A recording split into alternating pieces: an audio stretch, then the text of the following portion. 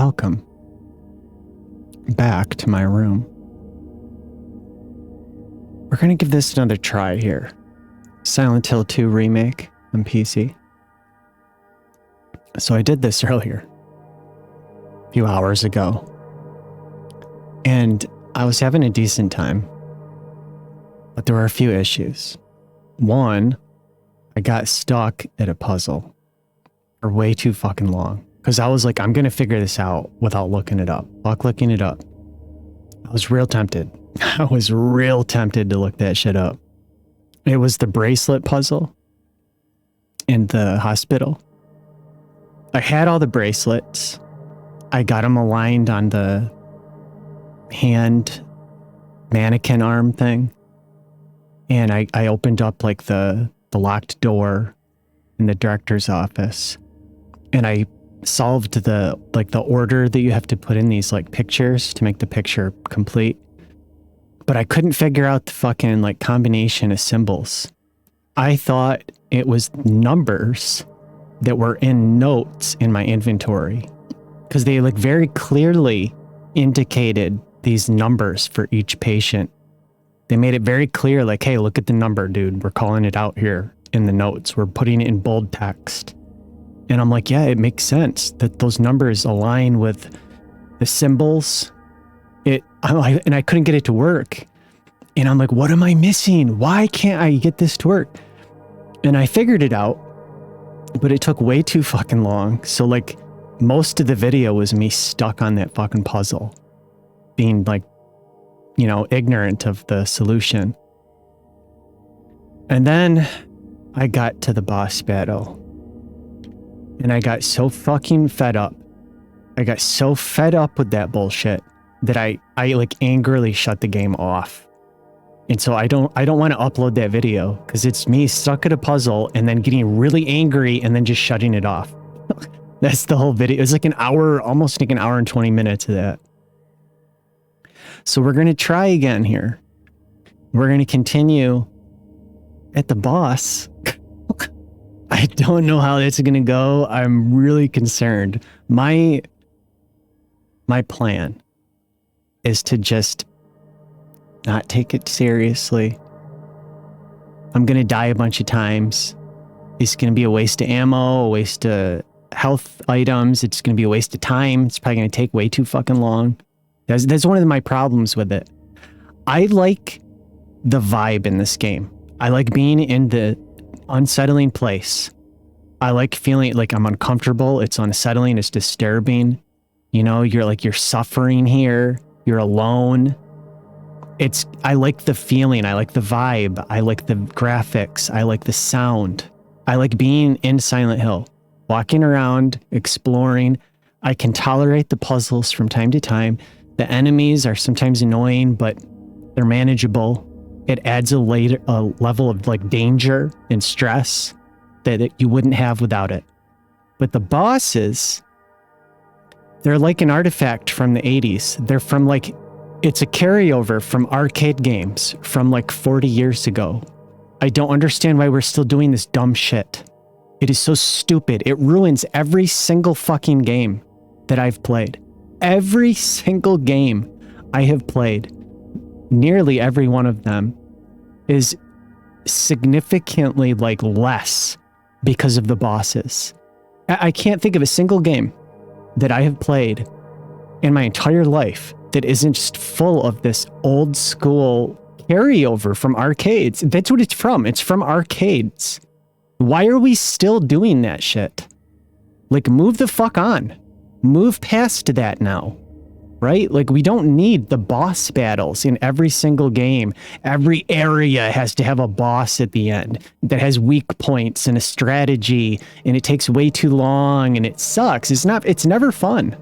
It is never a good time. I can't think of a single boss encounter that I have personally had in my life that I thought was like good and well done, except for, and probably only because it was like the only real challenge, was Shadow of the Colossus.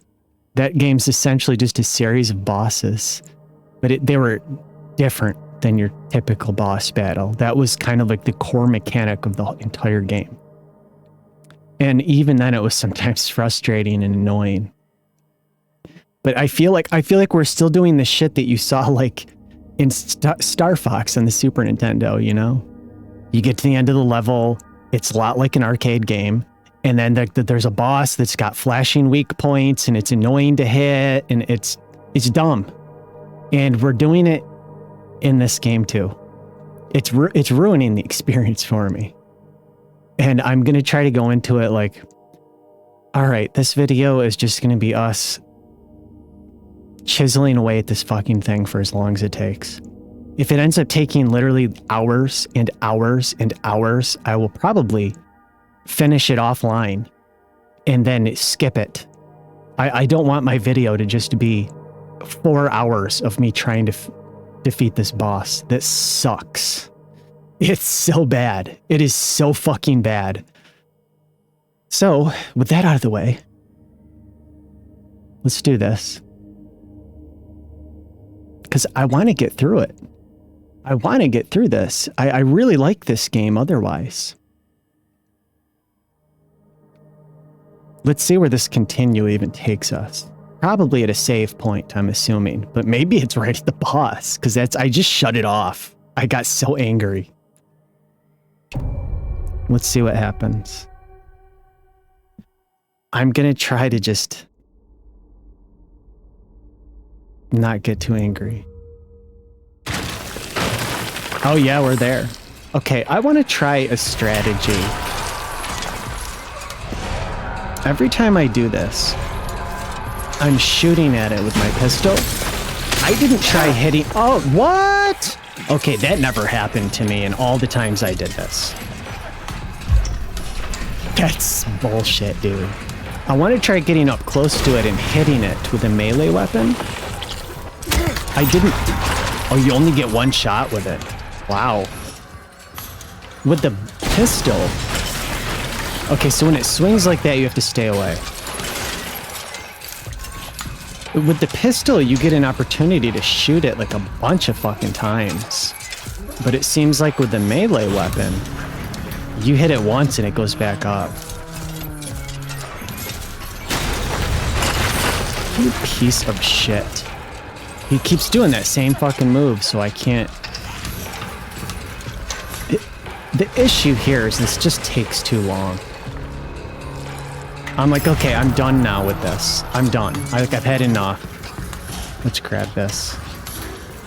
And they don't put any ammo in here. There's no fucking ammo in here. I only get one hit, dude. That's the thing. It takes too long. It takes too long, dude.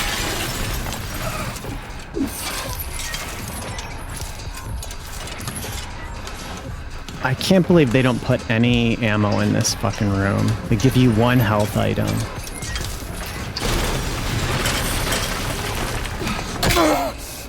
Man, this is some bullshit. Like, everything else that I've experienced,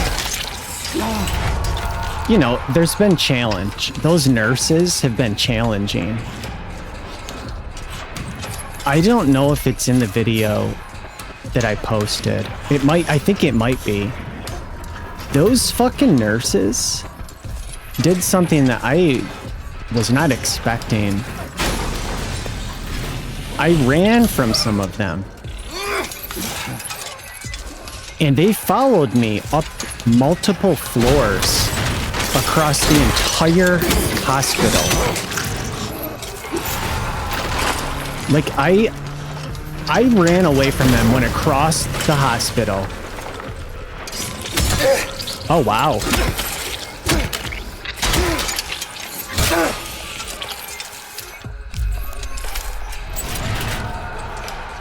Dude, what is with this controller? I'm using a Switch Pro controller. I've complained about it. It's a decent controller, but it's not working well with the computer here. The back side of the controller in my hand just like snapped, like a piece of it was coming loose.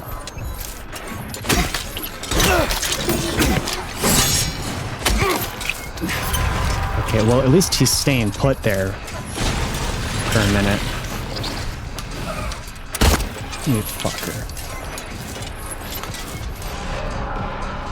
Yeah, the biggest issue is just how time... Because eventually what happens is you knock this fucker down.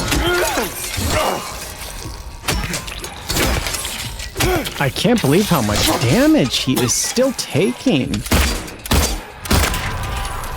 Like, this is crazy to me, that he's still seemingly, like, barely even damaged. Okay, there we go.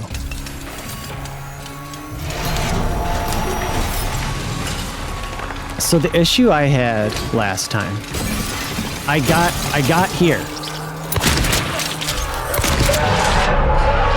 And then what happens is he stuns me and I can't fucking move.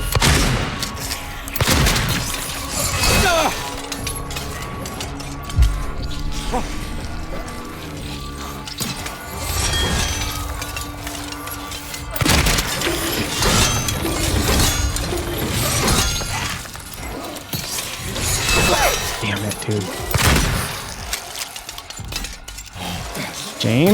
James, I'm telling you to move, dude.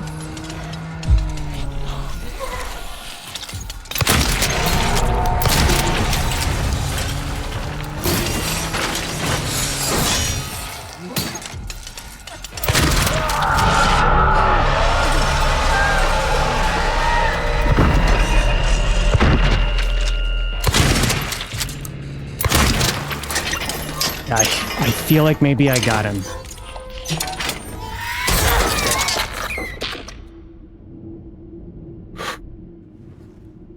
I had to empty the shotgun, dude, which I've been hoarding the whole time.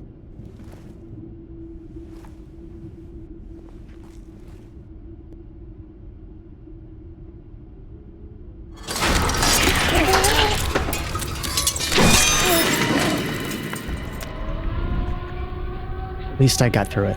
At least I got... Dude, I did not want to have to do that again. It was so many times in the last video I tried to do.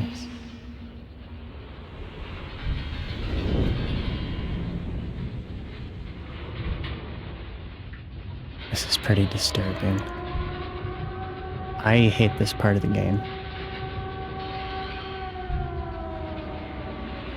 This looks real good.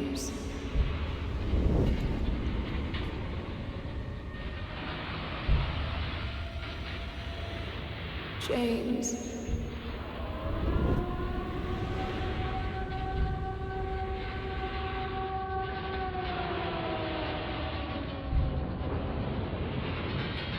Man.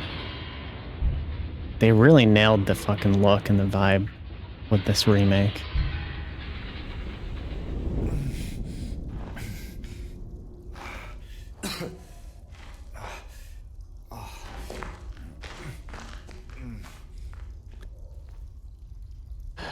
Okay.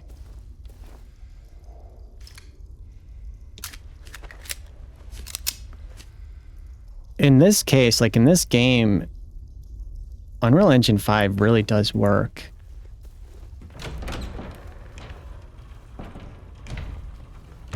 Okay.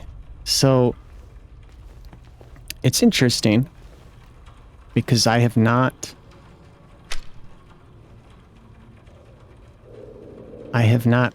seen this PC version of the game. I kind of feel like conflicted, right? Like, I don't like this part of the game. Once I get here, I'm like, dude, let me leave, please. I don't want to be here.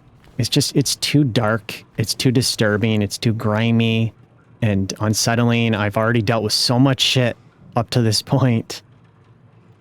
Let's see what we have. Patient number 3141, designation 298.9. Initial symptoms, hyperfocus. Current diagnosis, they can be fixed. Recommendation, stop it, nothing. No turning back now. Shit. Symptoms, hyperfocus. Diagnosis, they can be fixed.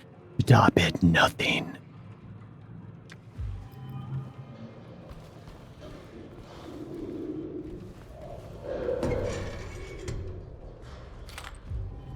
It's really disturbing here. And my memory of this area is that it is fucking hard. Like that level of difficulty ramps the fuck up here. And I blew all my shotgun shells is the problem. Again, we see the wheelchair. Now, I know we're in a hospital, but we have seen in this game many times now. Like over here, there's a piano again. It's like it's something from James's mind. Mary played the piano. She was sick, and I think she had a wheelchair because we've seen it in a bunch of rooms throughout the game. We've seen wheelchairs, we've seen crutches, we've seen walking like canes, we've seen like a walker. She was probably becoming bedridden and unable to walk and get around on her own. And we keep seeing things that like indicate that they were probably things that kind of fucked James up, you know? Having to see that and deal with that.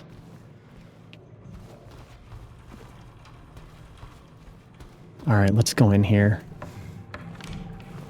Okay. We're gonna save. You know, it kind of sucks. We had to skip over. All we really missed was me struggling to solve the puzzle, which I eventually did, and then getting stuck at that boss. Other than that, there was a scene with Pyramid Head where we got to the roof of the building. I'm going to save here. We got to the roof of the hospital. It was raining outside. I commented on it. I said the rain didn't look very good, all things considered, because the rest of the game looks so damn good. And I've seen amazing rain in Metal Gear Solid 2 on the PlayStation 2. We saw it like 25 years ago. It seems like developers are still struggling to design realistic looking rain. I don't know why that seems to be such a challenge. But oftentimes when I see rain in a modern game, it doesn't look very good. Once in a while it does. There's exceptions. But I made a comment. I was like, man, this rain just doesn't look very good compared to the rest of us. And then Pyramid Head grabbed us by the throat and he threw us through some wooden planks on the floor, and we fell down to a lower level of the hospital. And then basically got to this boss.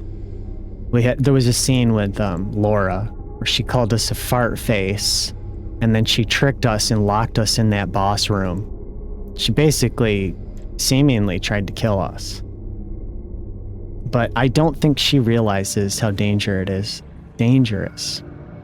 it is here. At least for us. It seems like for her, it's not dangerous. Like, she's not being attacked. She's not seeing all this horror. Because I mentioned it before. She's a child. She hasn't experienced the sort of pains and sufferings and guilt and loss and all those things that adults have. Or at least some of them. And because of that, I don't think the town is affecting her like it is me. For her, it's probably just kind of like a cool place to hang out.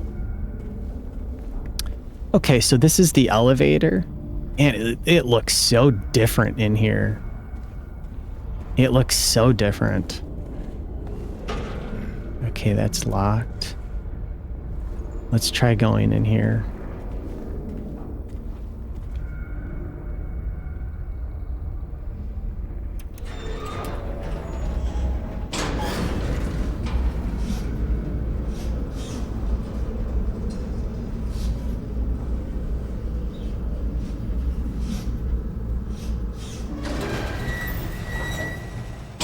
Well, at least we got through it.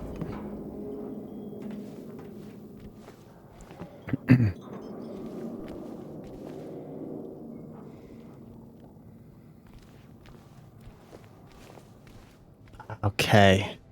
It's weird. It's like, okay, there's already another save point. Let's go ahead and save it, though.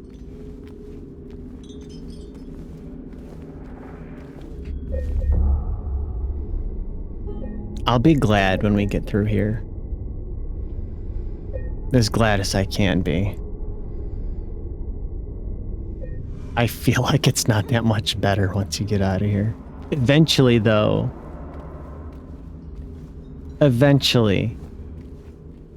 the scenery changes.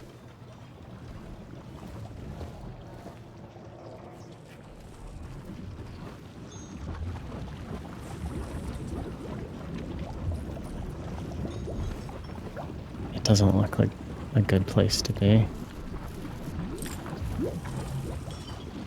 Oh, thanks. Thanks, one. We get one shell. Dude, that shotgun saved our ass. If I had wasted that fucking ammo, I would have been so fucked. All things considered, I actually did really well. Because I still have a ton of ammo for this pistol.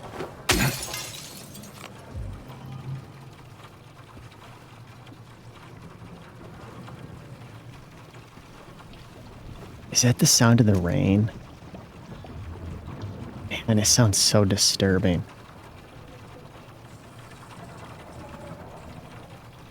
This really does sound... This is like hell. It's one of these fucking cunts.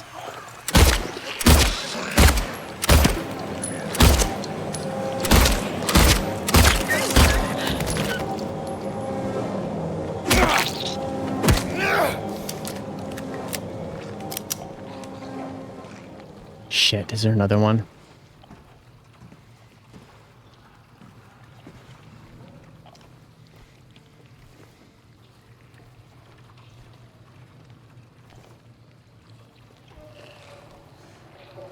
Was she just pulsating?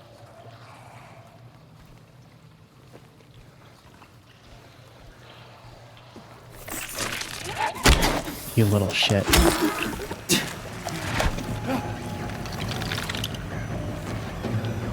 Come get me.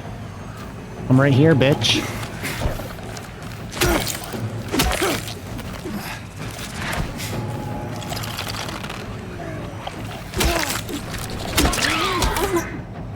Yeah, you like that?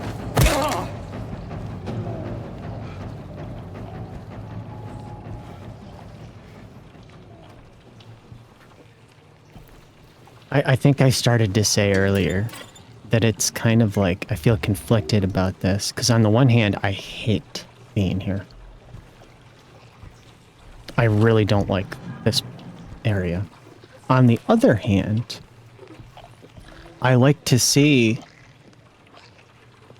the like visual improvements on this PC version.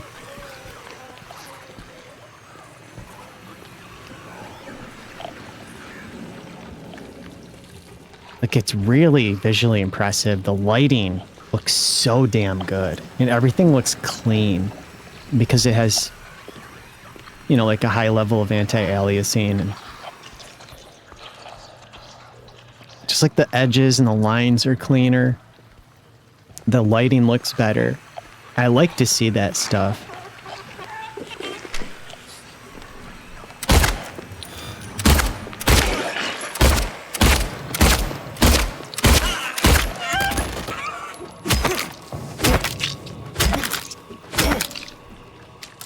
I'm not taking any chances.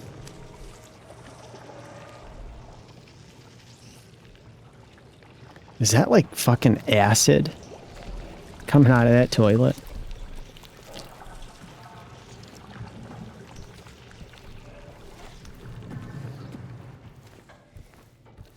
Man, this looks like such a fucking maze.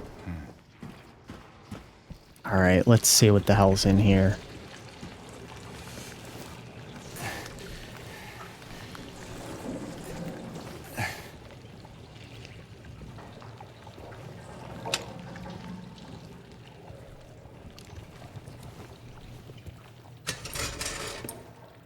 Okay.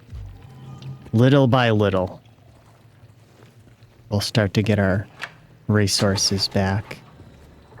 Excellent. Excellent. Very good.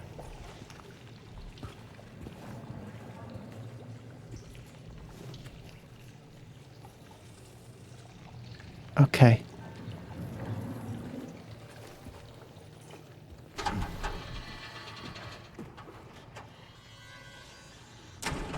I guess we'll go this way.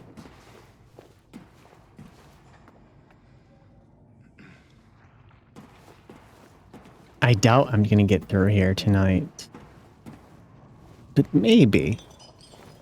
Maybe.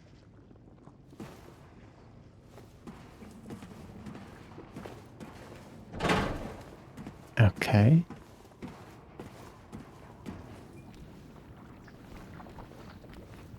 Oh, it looks like we have one sort of destination. The stairs.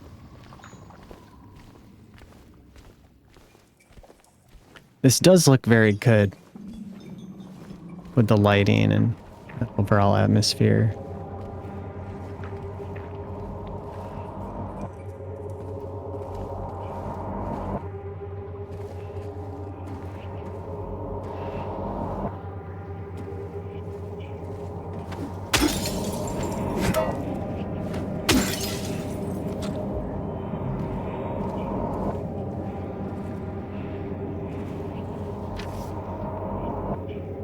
Oh, how we danced, arms flailing, our bodies in perfect synchrony. When the music played, but in any dance there comes a time when one must take the lead. And the music got louder and louder, pounding, piercing, and then silence.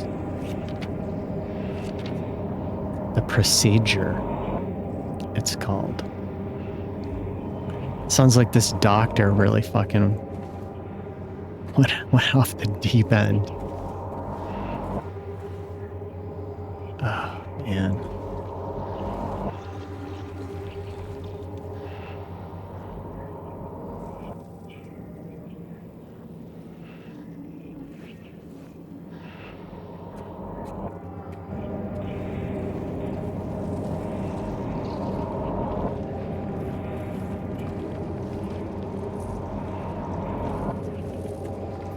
Do I feel like I'm gonna get attacked from behind?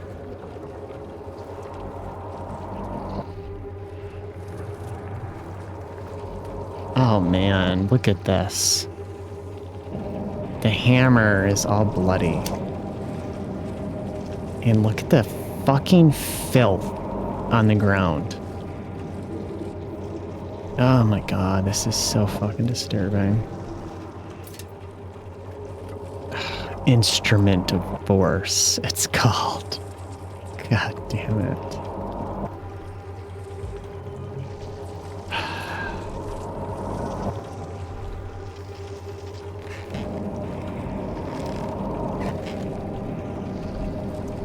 Okay. What the hell do I do?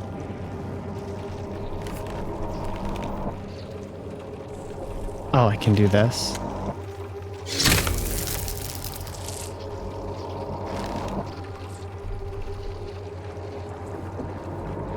So do I need another item?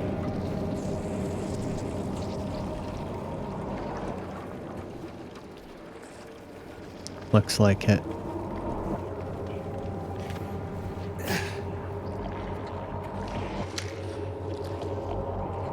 I hear somebody.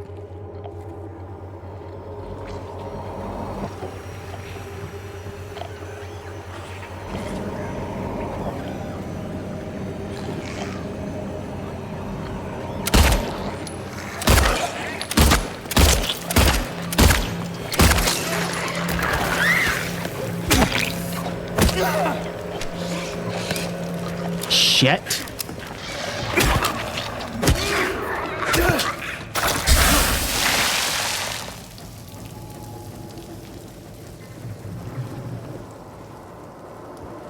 feel like after that boss encounter, this is nothing.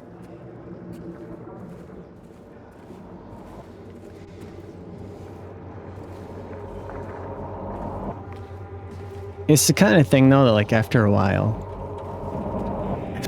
it's like, okay, can I leave now?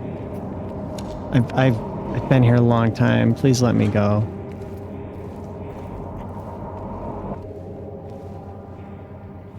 Imagine making the game.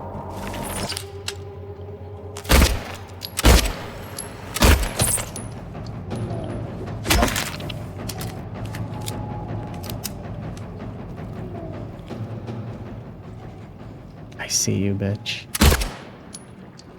What?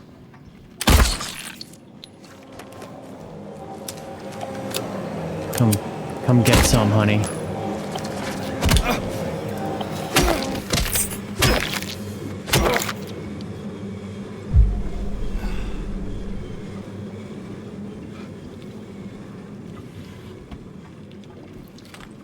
Anyway, imagine making the game.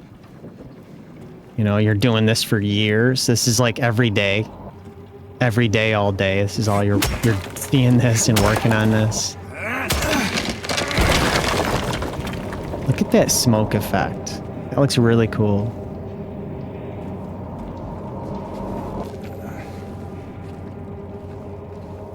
Or dust, whatever.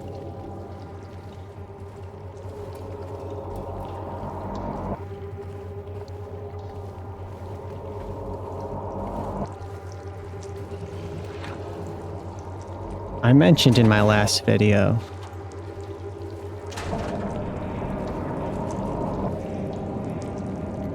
oh man, stairs. Or a ladder. We'll check that out in a minute.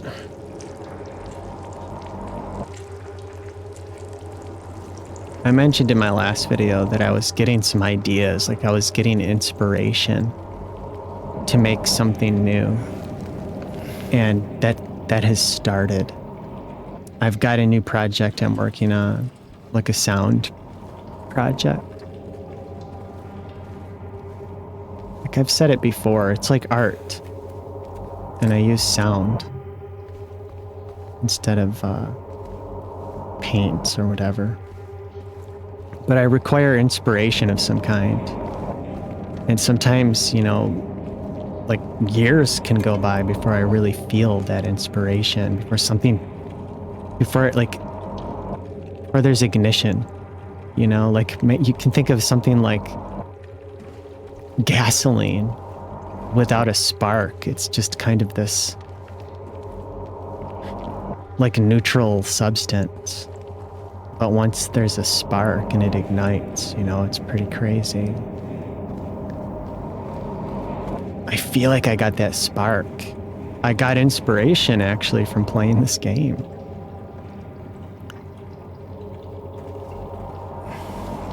I've remembered some ideas, like things I used to do. As time goes by and as I change, I try different things. Maybe I'll see a YouTube video and I'll try like a technique I'll see on there. For like audio production related stuff. And I'll feel like I'm evolving and I'm getting better and I'm learning more and I'm expanding. And I'll start doing things in a different way. And it takes a lot more time and effort. And then I feel like I end up maybe going the wrong direction sometimes. Like, well, that's neat. That works for that person, but it doesn't work for me.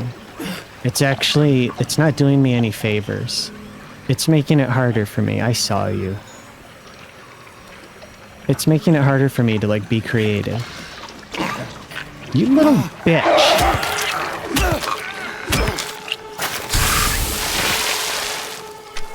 I saw you over here, shithead. So what I'm gonna try doing is maybe taking a more simplistic approach with my creativity, at least for the time being. I'm gonna do the sort of thing that I used to do. I see you.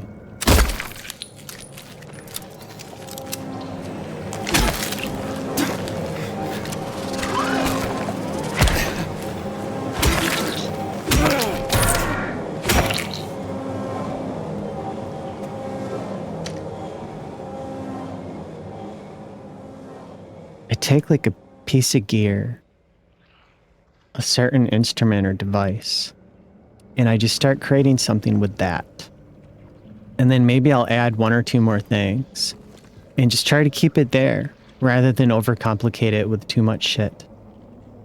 And then I'm going to try to avoid using any kind of DAW or post-production and just make something with some of the tools I have, like real physical objects, and then record it.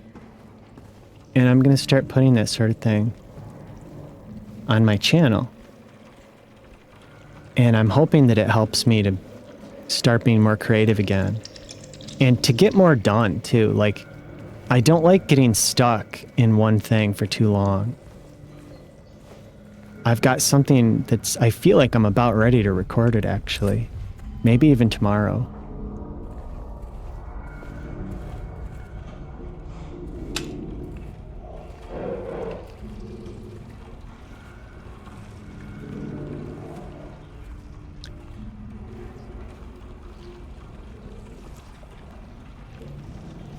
I actually started playing my guitar again.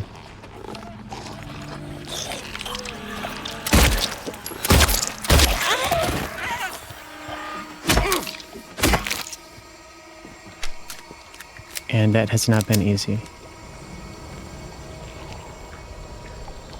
I haven't played my guitar in over a year and a half. I picked it up last night, and I was like, I don't know if I can do this. I don't even remember how to play anything. I have no idea. It felt so foreign in my hands. In the first 15 minutes or so, I felt like an idiot holding that thing. It felt so difficult and uncomfortable and, like I said, like foreign to me. But I messed around with it some more, and then today, on and off today, I practiced it and worked on some ideas. I'm not amazing at playing guitar. I don't really know what I'm doing. And I haven't done it consistently to be very good at it currently. You know, if I'm doing it regularly, I feel like I can at least do something that's somewhat competent. But I'm going to try to incorporate some of that. I want to start doing that shit again, you know? Where I just get a couple things going and I just play shit. One of the instruments that I found to be really inspiring and something I just enjoyed using over the years was during the pandemic. Like in 2020, I got an original like Model 1 Electron Digitact. It's like a drum machine sampler groove box kind of device. And I like using it. I'm not amazing at it. I'm not like some... Because it's really designed, I think, primarily for live performance. And I'm not really good at doing that. But I like making shit on it. I like using it as a creative tool.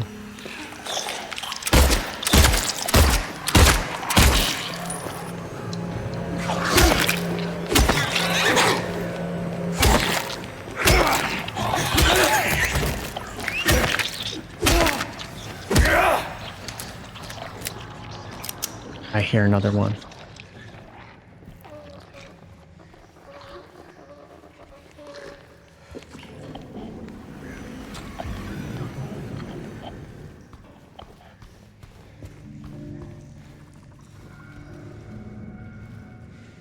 Meal times. You are only waiting to be fed. Wait till you're fed what's obscured. Bring your loved ones to the feast. Oh, man.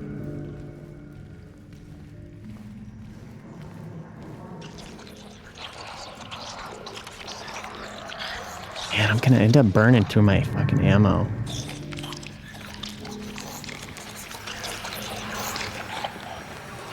I see you.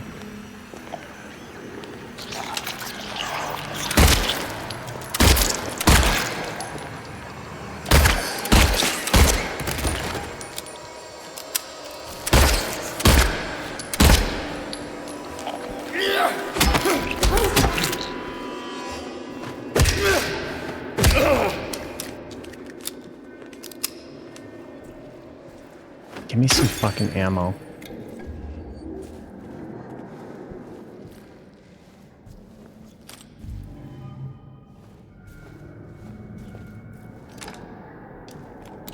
It's not too bad.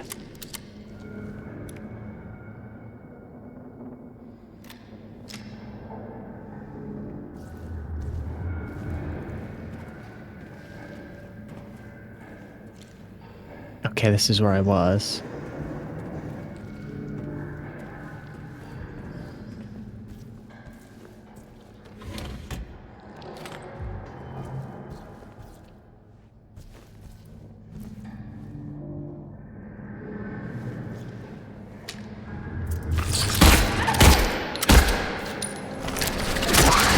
How? Dude, that should have taken him out. That was like the last attack. That should have taken him out.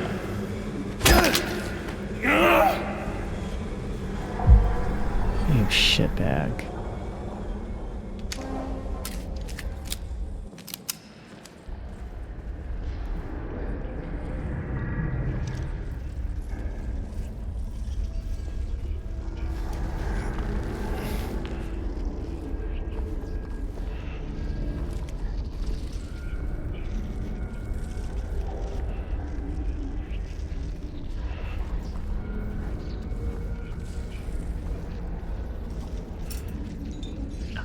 Okay. Oh, man. Dude. We saw that in a picture. Key of Bliss.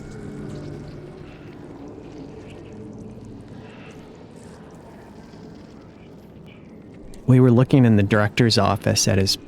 He had a bunch of images on his wall.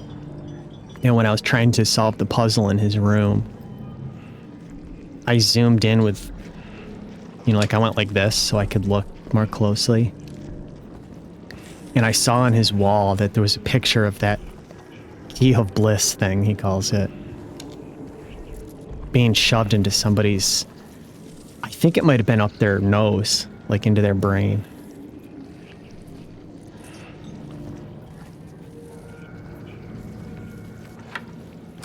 Okay, so now we need to go back up the ladder to that mannequin.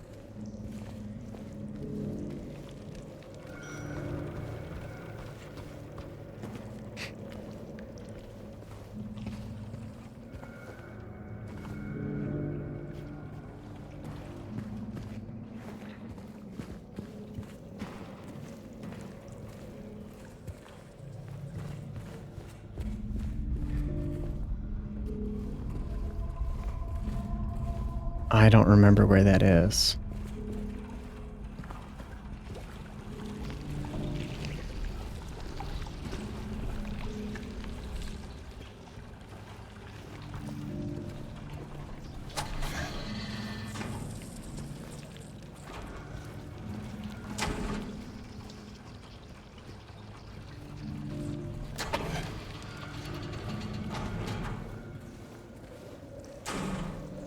Hell is that ladder?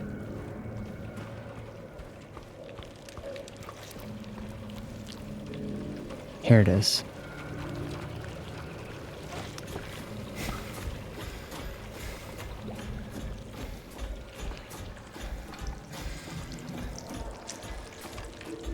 I'm feeling a little more optimistic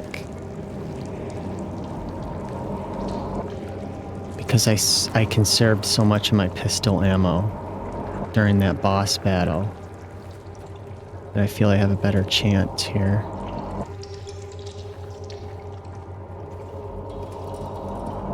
Did I unlock this door? Yeah. Man, there's a lot of these guys. At some point, like, you just know they're gonna fucking reanimate.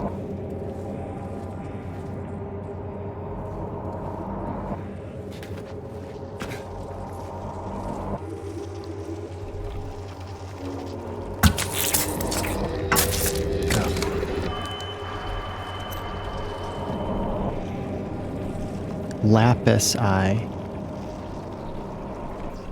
Lapis lazuli. It's like a blue stone.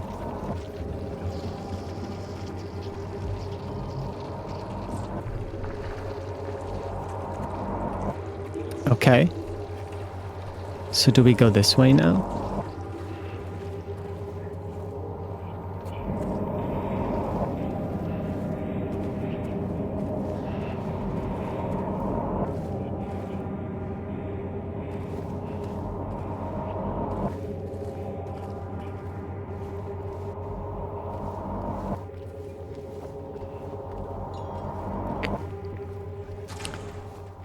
What was that?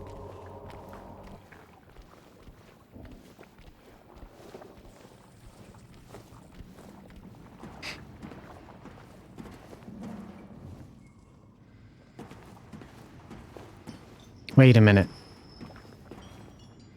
That door was locked before, wasn't it?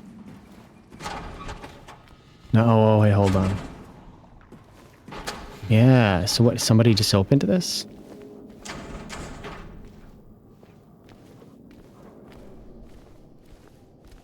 Okay.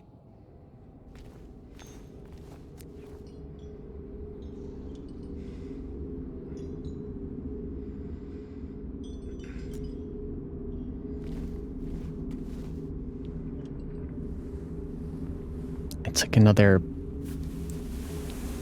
kind of like a puzzle.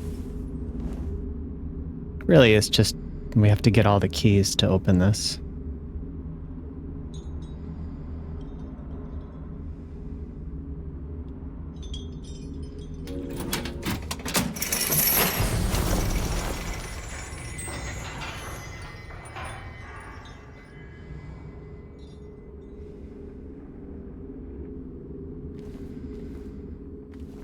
So this chain on the left here came loose. So something over in that direction is probably accessible now. Let's go ahead and save.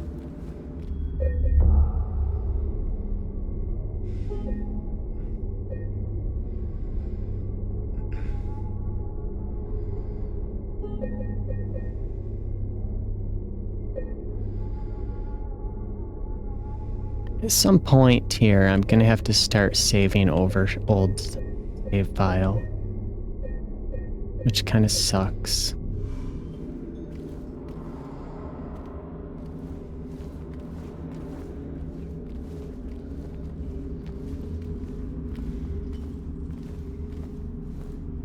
It was this chain, right? Or am I wrong? Was it this chain? No. It's this one here, right? Maybe I'm wrong. Because we came from here. Wait, what the fuck? Wasn't there a door right here? Just now? Wasn't there just a door there? What the hell? We came through a door.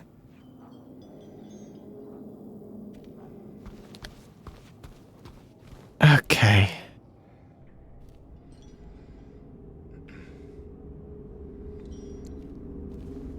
I'm gonna have to leave a save file here. Because what I like to do, I like to come in and take screenshots later on of like the area that I'm in to make a thumbnail for my video rather than just go with like the default auto thumbnail generator. Okay, let's go this way then.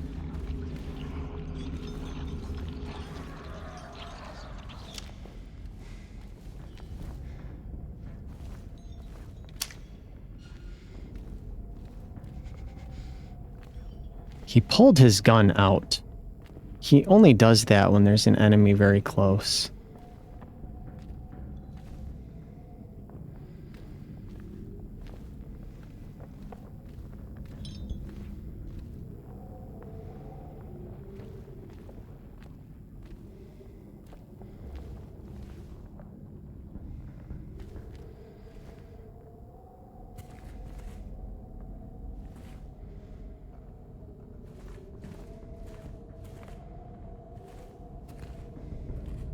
Okay, but I think we can move this thing, right? Or maybe we just jump up there.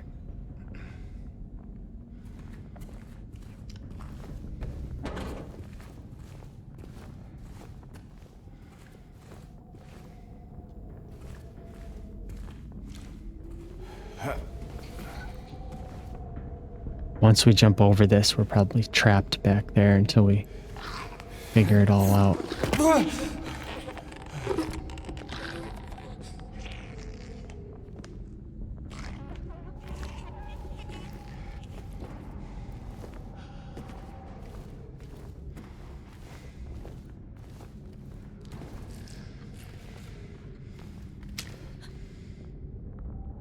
Did you hear that? It was that woman's breath again.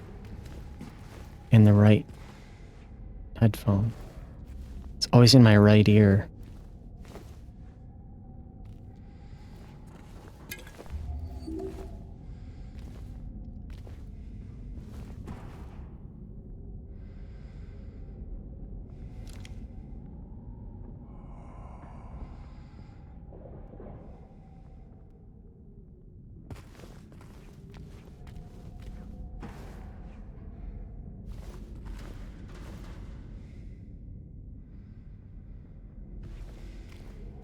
There's gotta be some guys hiding in here.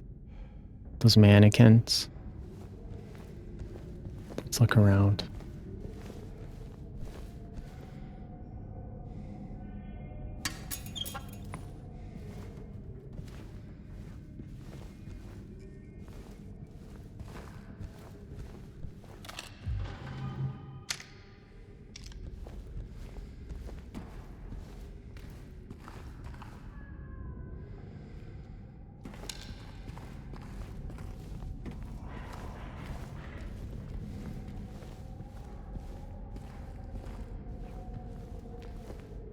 I like sound design like this.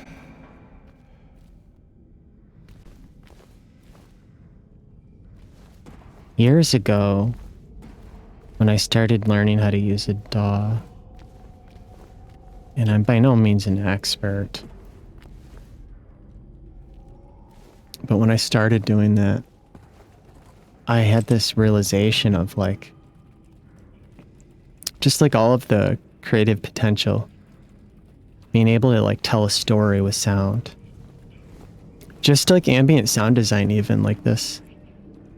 You know, it makes you feel like you're in a place. And you can convey like feeling and emotion and a sense of place and being with sound. And I like that. Almost like if you close your eyes, you know, it's almost like you're watching a movie.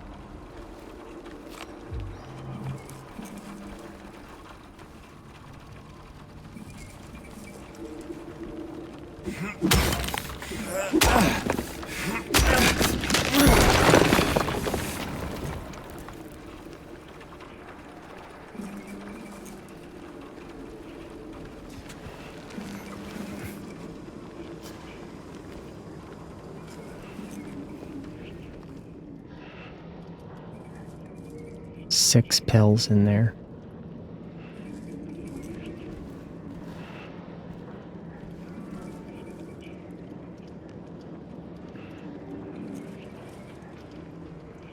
One year they've been watching me. So many pills they fed me. When a loud hour comes, I tremble every time the light falls.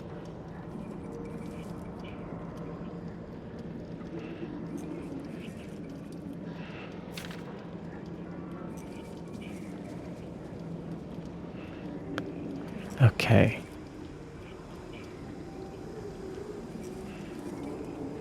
So one.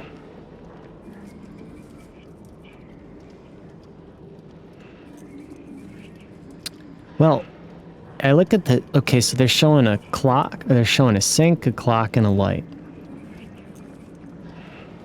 So like, what do I count the pills in the sink, and that's a number. And then a number from the clock. And then the light, what does that, what do I have to look at the timing of the light or something? Is it blinking? God damn it.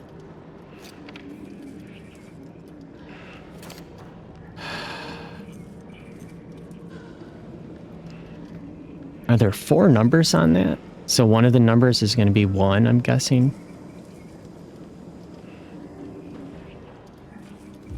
How many were in here again? 6. So it's like 1, 6.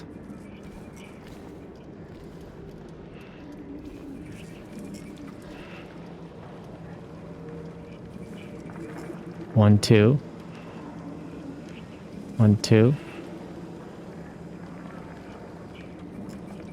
I'm guessing it's 2. I'm guessing. And then the clock. It's like 1, 6, whatever the clock is, and 2.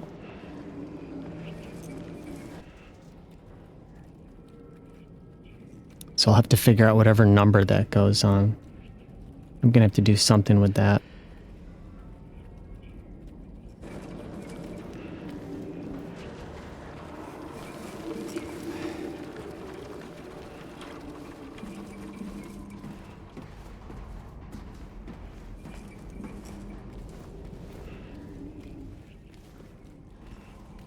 Ugh.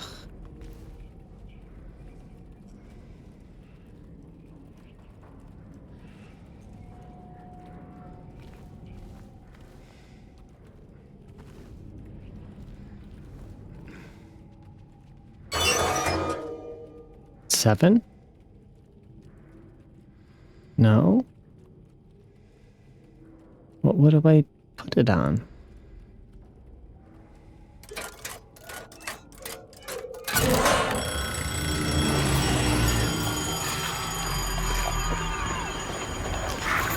Shit.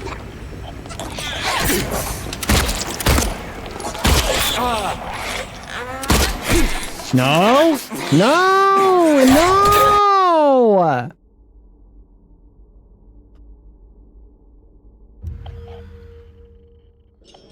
God damn it! Oh, come on! Let me guess, I haven't even put the key in there yet.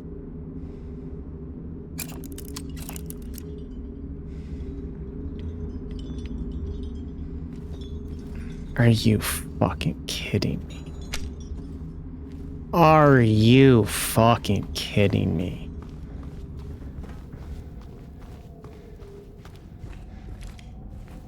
Oh my god. Dude, come on. Come on!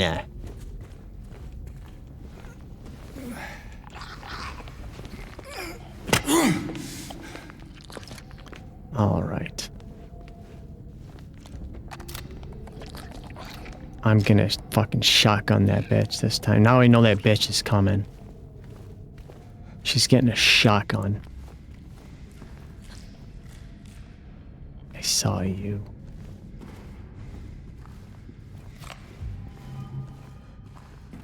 Go ahead and run.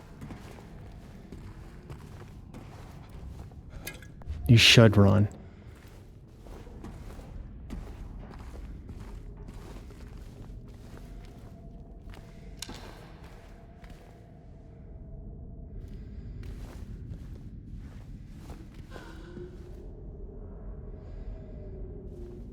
Where did they go, though?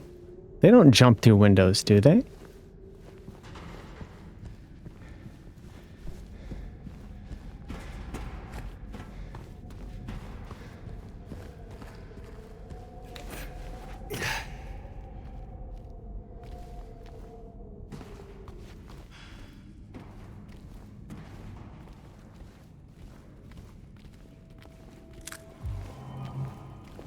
Let's get this out of the way right now.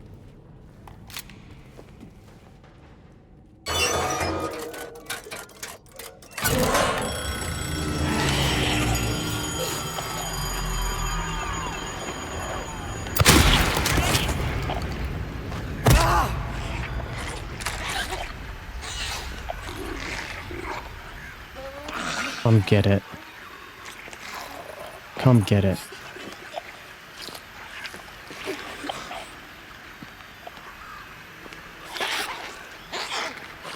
Where you going, honey?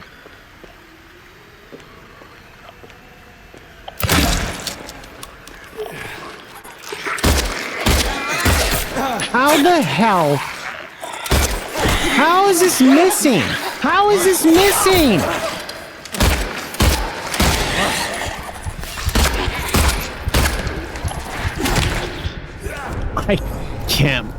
I cannot even believe that.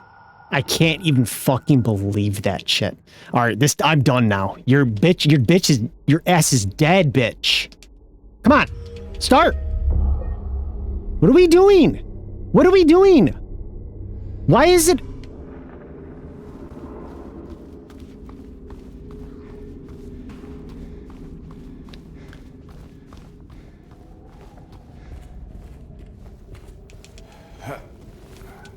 Come on.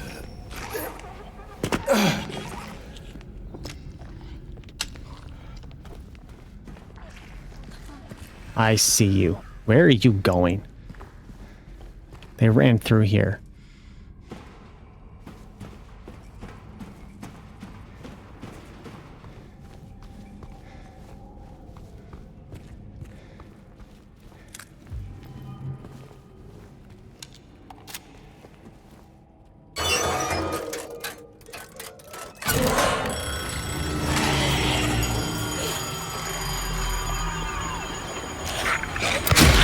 Try to sneak up on me the other way.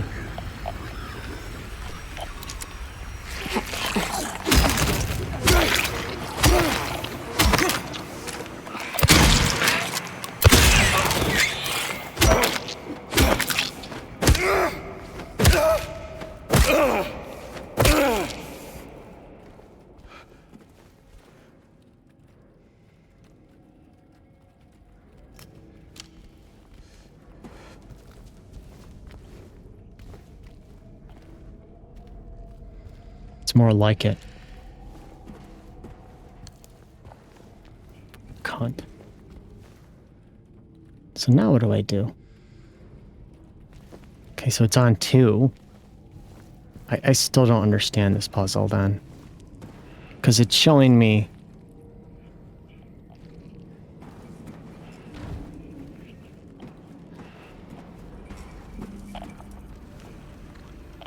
There's still that fucking mannequin.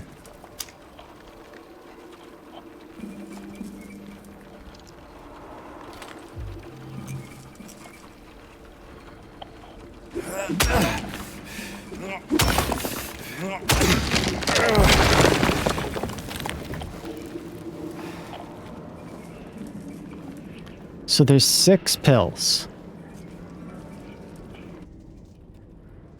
2 on the clock.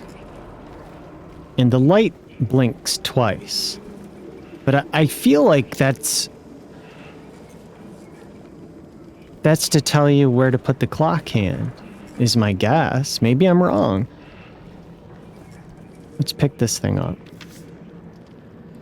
1, 6, what is it, 1622? Maybe.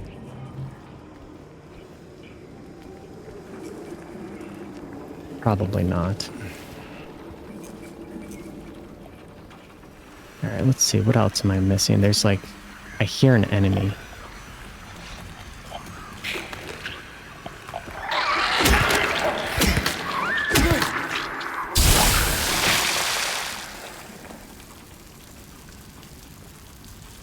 And then that mannequin. I still haven't seen that fucker. But let's see if I can find some more supplies.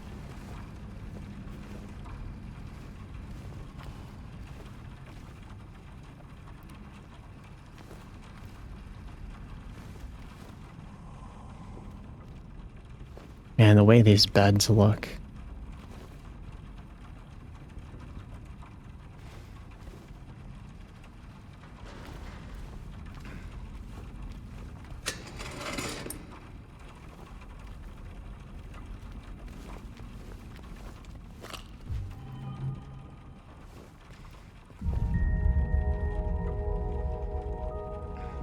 There's like a hole there and it looks filled in with cement or something.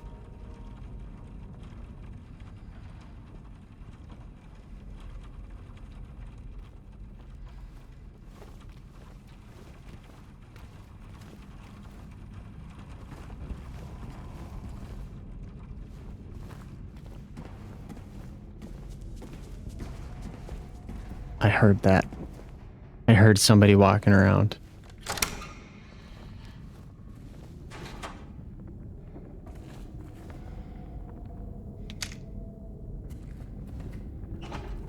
I heard you, bitch.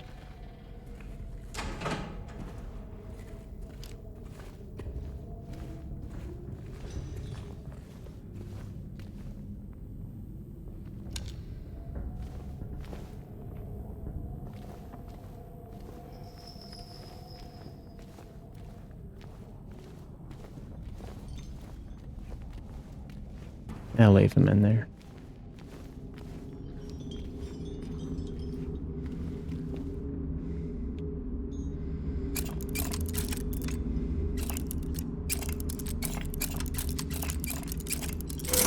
Yes! Oh, thank God that worked.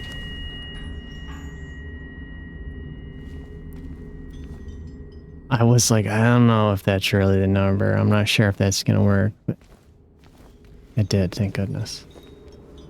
Okay.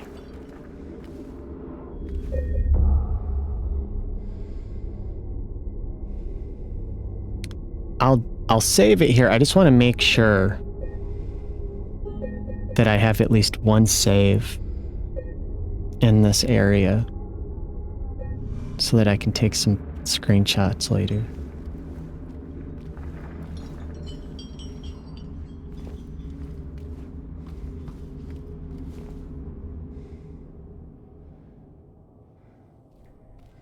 I guess we go this way now.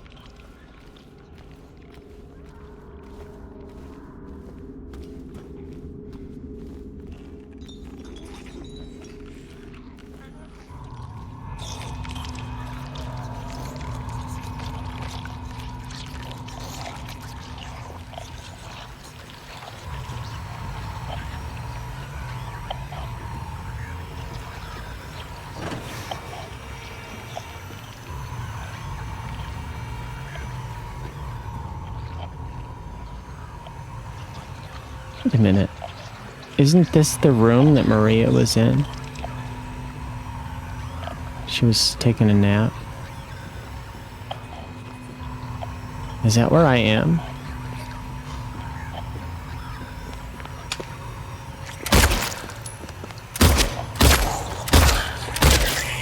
There we go.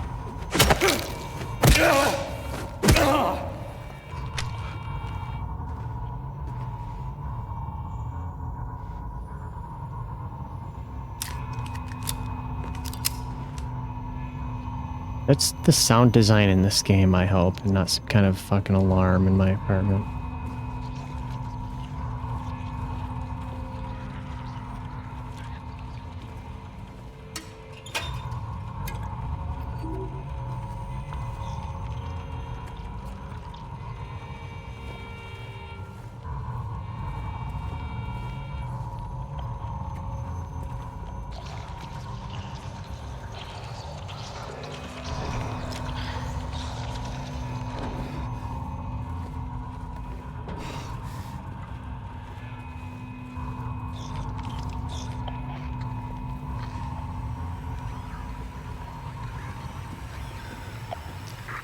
And that's the door that goes to the stairs. Where the hell is that thing?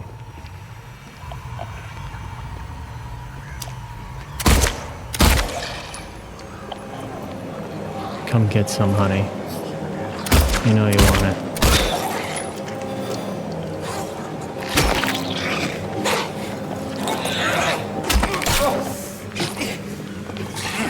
Wow.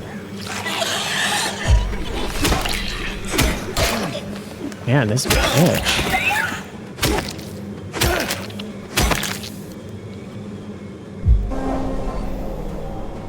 I see you.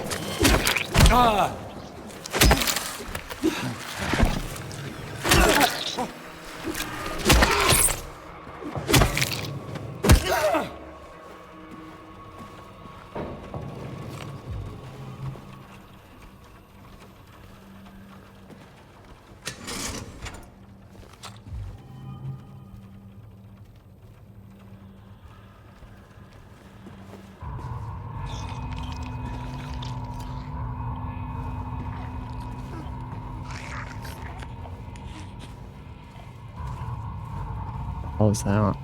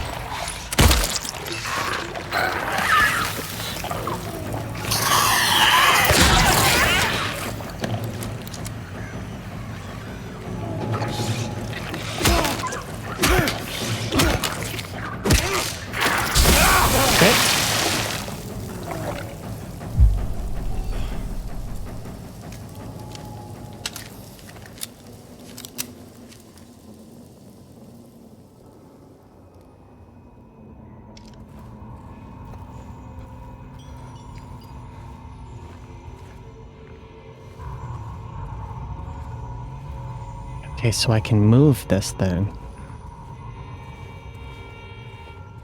Man, the lighting in here looks really good, I will say. Okay, and I can move this. Let's do that.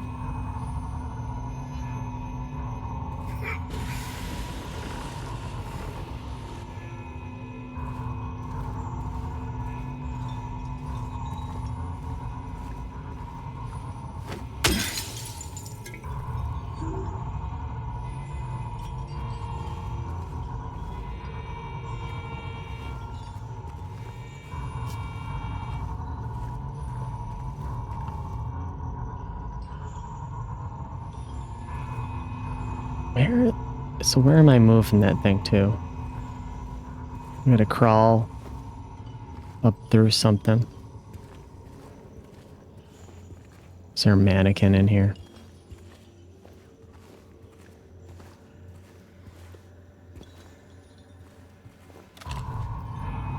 Oh, hell yeah, dude. 8? Nice.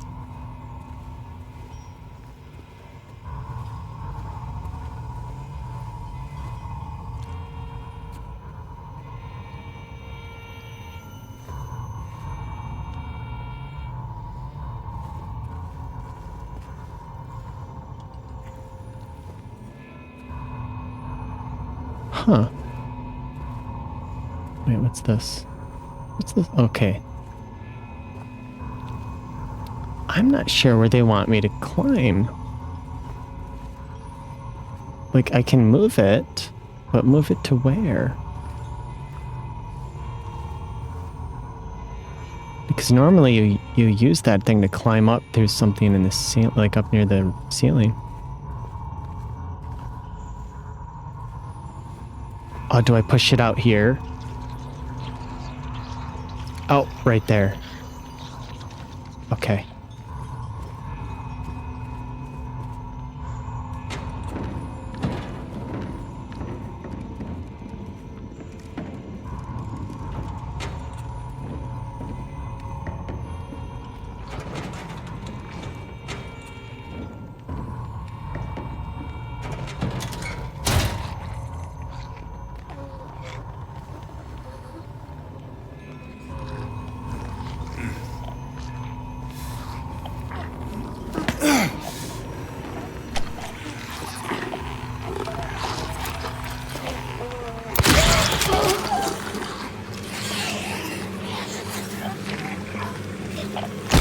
Whoa, what the fuck?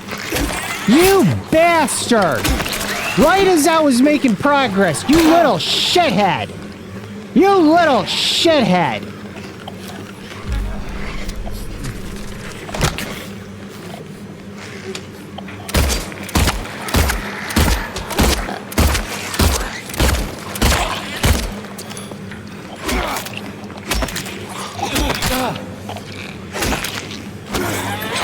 Damn it! Damn it, I'm stuck! I can't fucking move! Damn it!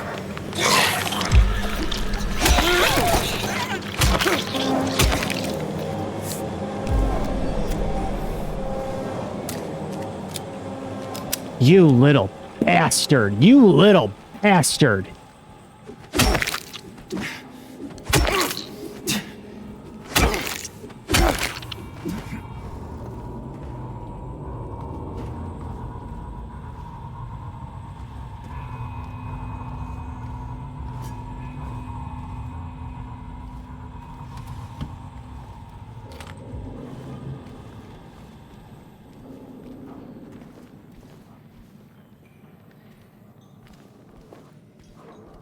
God damn it.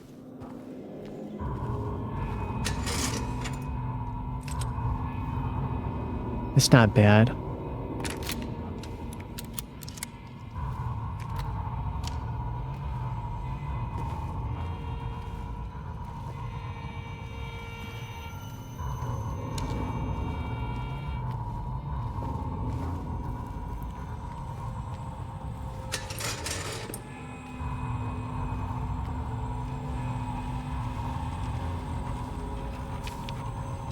He's there again, looking, staring. He says he'll drag me there. I don't want to. I won't let him take me.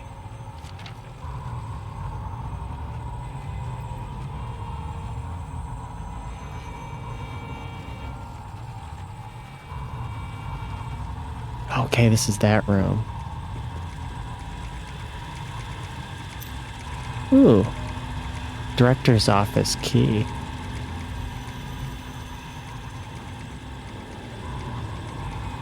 What do we have here?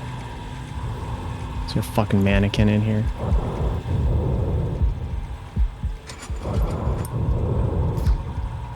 No one knows.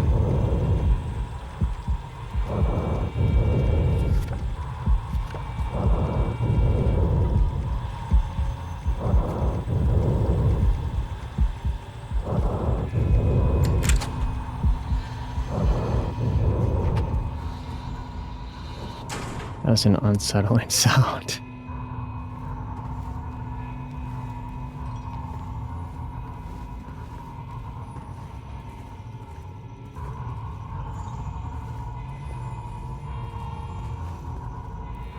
So where the hell was that director's office?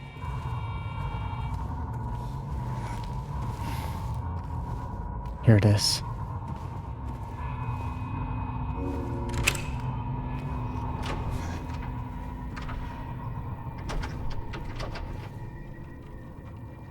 Oh, the store's open now. Don't mind if I do, director. Thank you. I'll just help myself.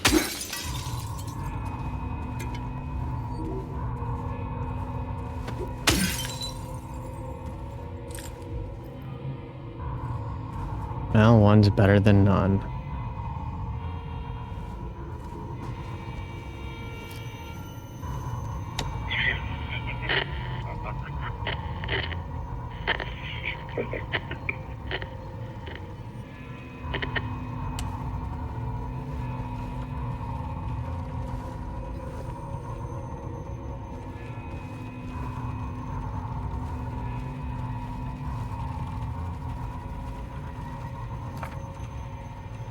There'll be no pain anymore.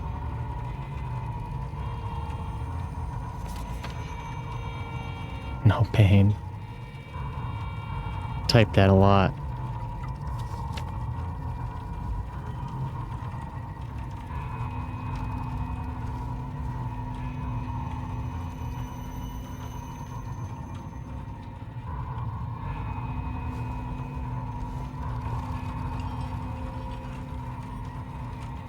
It's an interesting look how everything's covered up.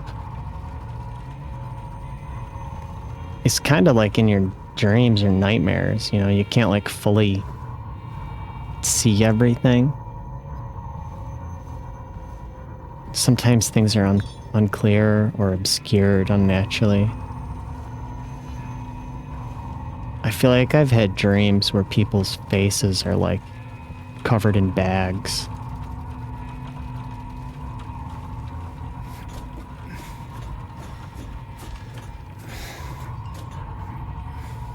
Like a paper bag.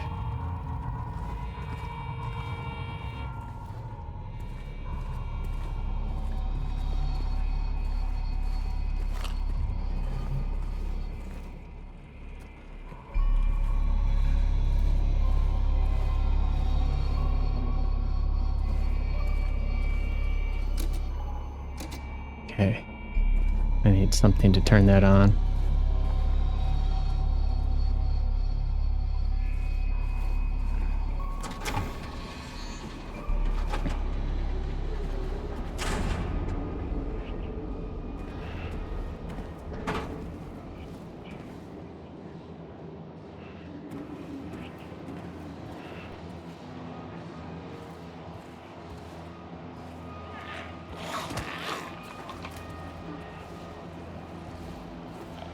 These fucking mannequins are always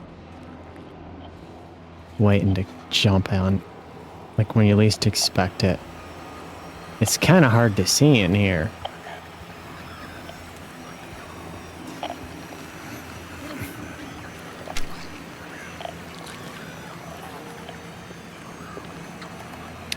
Before I shoot at her, let me just check.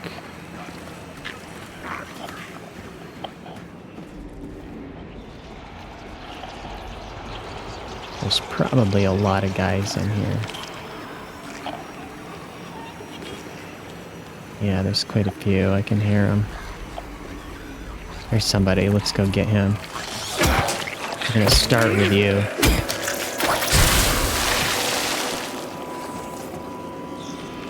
Okay, there's a nurse behind that wall.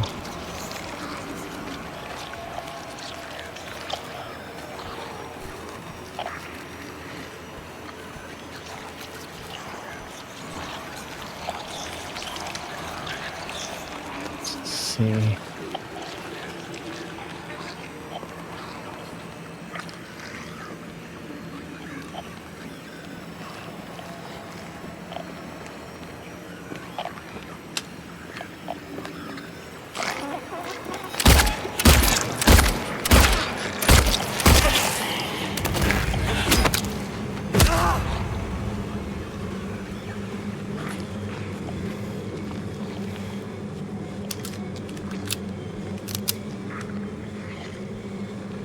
Come get me in here, honey.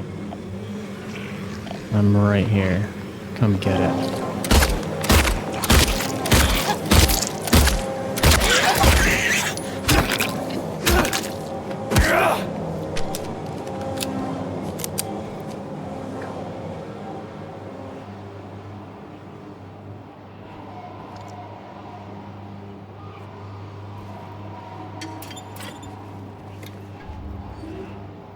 I'm doing okay on health. I need some fucking ammo. Okay, there's the generator.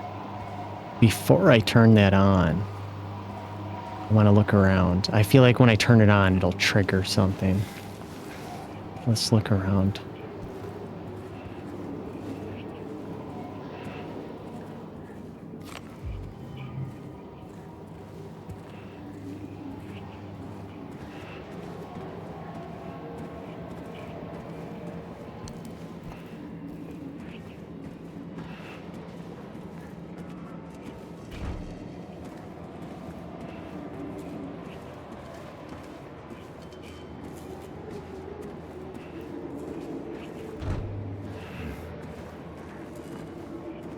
I haven't seen any of those mannequins yet. I bet there's one of those fucks in here waiting for me somewhere. Hold on a minute. What's this?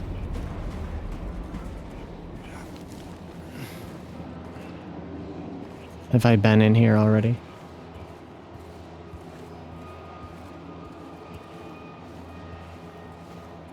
Yeah, maybe.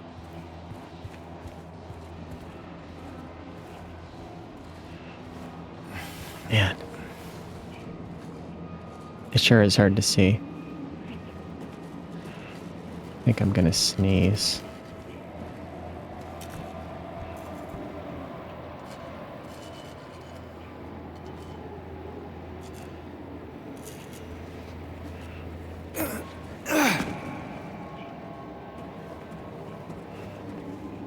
All right. One more thing to do. Well, fuck it. I'll turn it on. Whatever.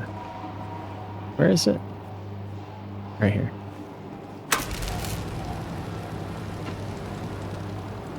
Okay, let's see what's in here. Filth. Ugh. Jesus.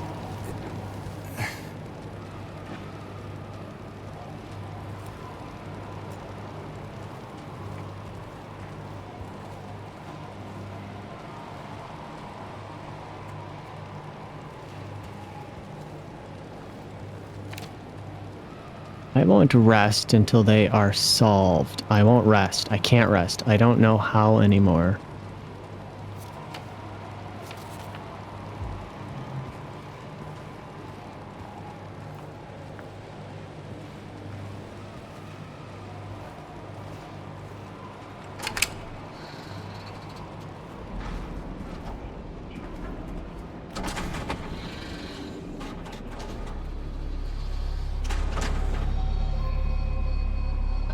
Okay, what do we do here?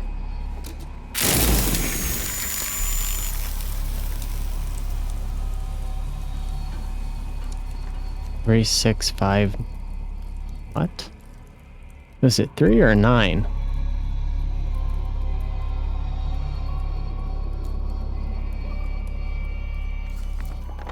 Nine, 6, 5, 9. Thank goodness. I could barely tell what the hell that said.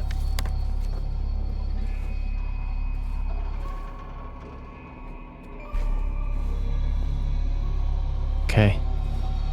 Well, let's head back.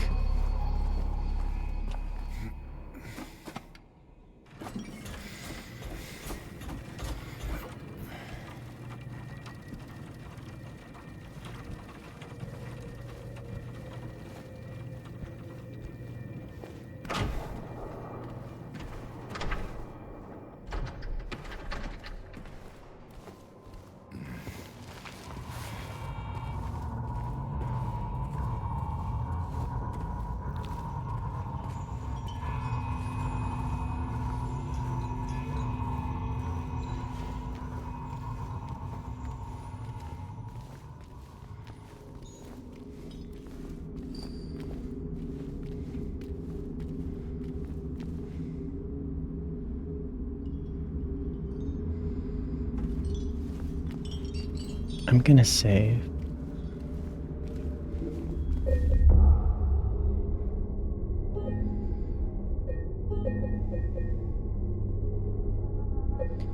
Is my mouse... Yeah, okay. I'm like, why is it double clicking that?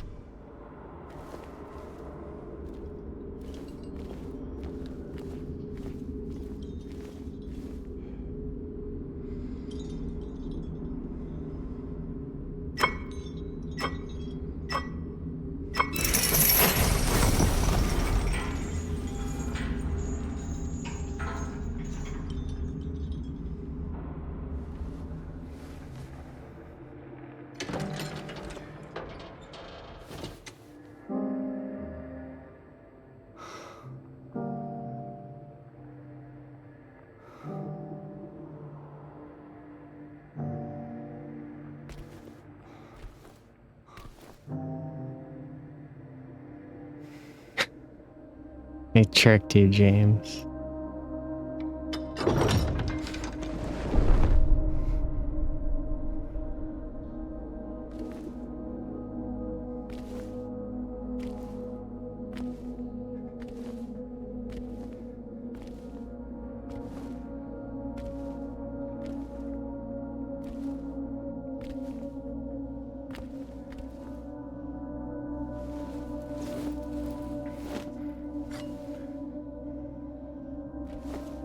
Oh, it's an elevator button. Who put that there?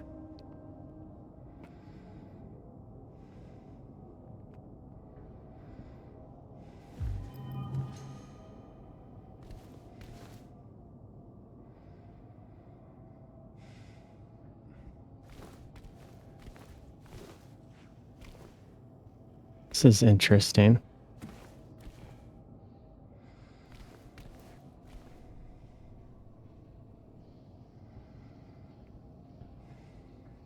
She is an angel. No one knows. Only I can see the lady of the door. They cannot walk along her bridge. Of thread they fall from the weight of their crimes. like bloated and ugly corpses. Their sins, she devours them. Sin and sinner alike she saves. Me, does it say me? Me, she is an angel? What? Hold on.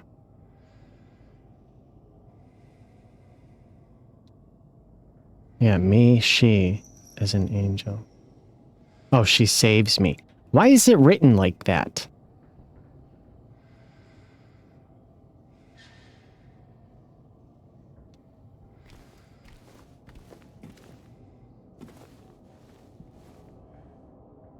Oh, okay, I need a ring.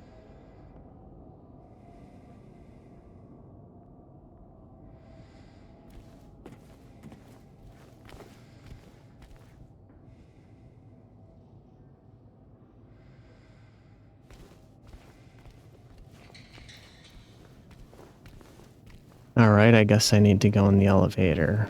Let me guess, it goes to the fucking basement.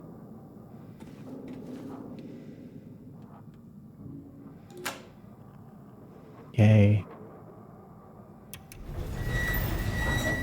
Hey everyone, thanks for tuning in. Welcome to another exciting edition of Trick or Treat, where you answer our questions correctly and win a prize beyond your wildest dreams.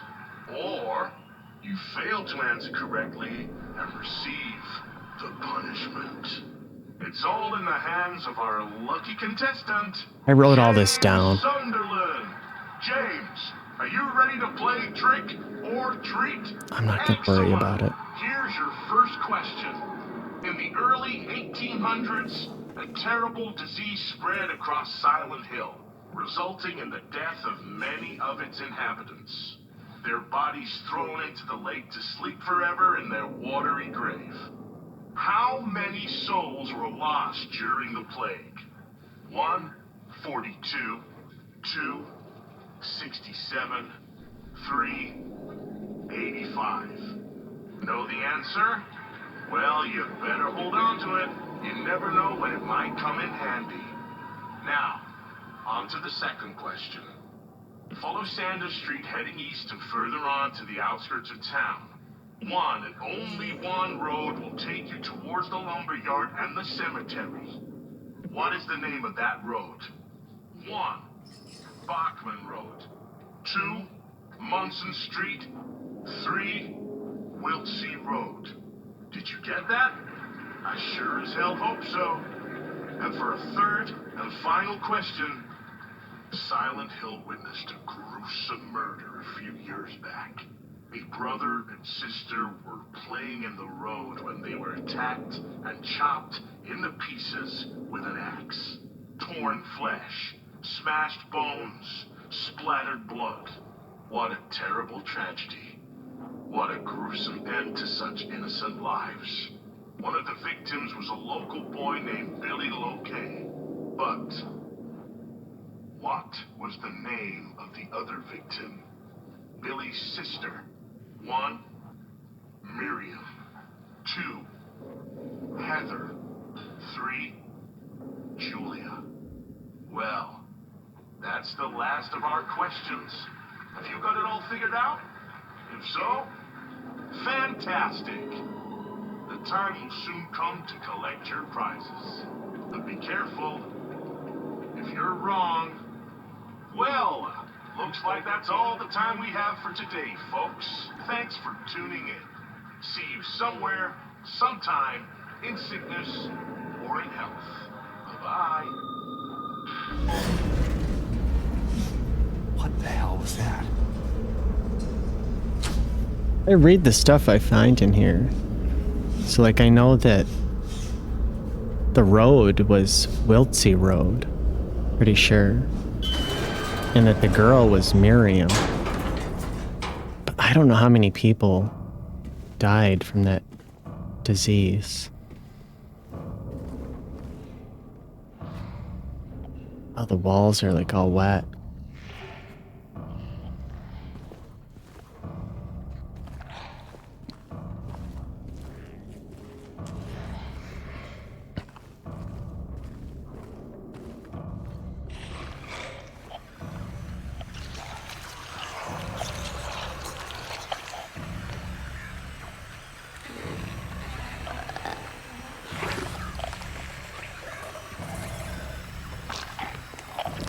It's those nurses are nasty. The ones with like the black goop running down their bodies.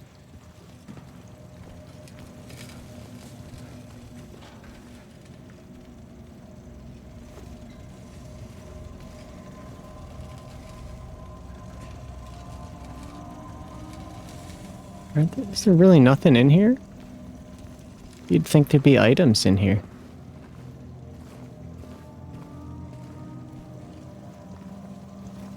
Listen to that music. It's kind of unexpected.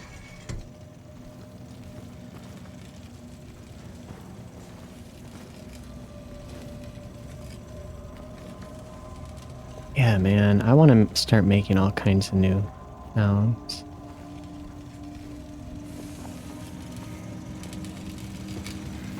And like just make it and spend way less time in post-production. Oh, this is the generator that I turned on with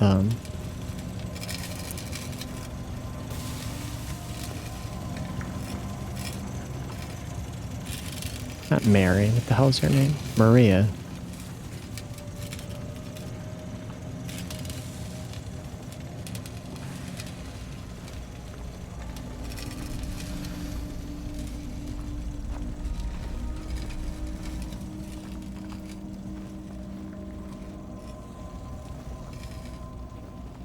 I see you. I see you.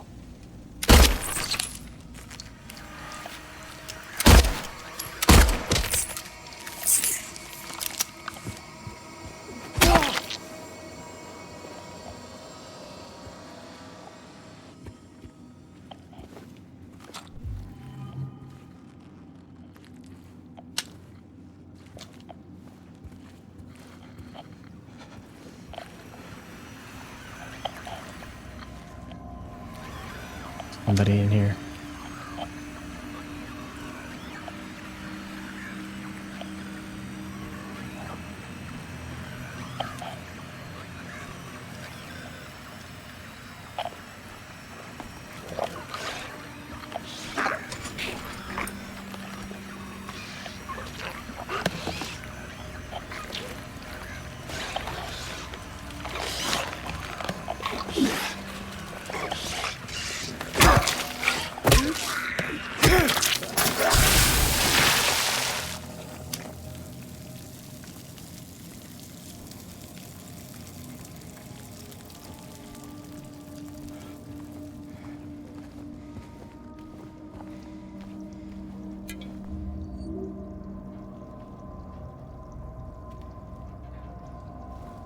I'd like some shotgun shells, please.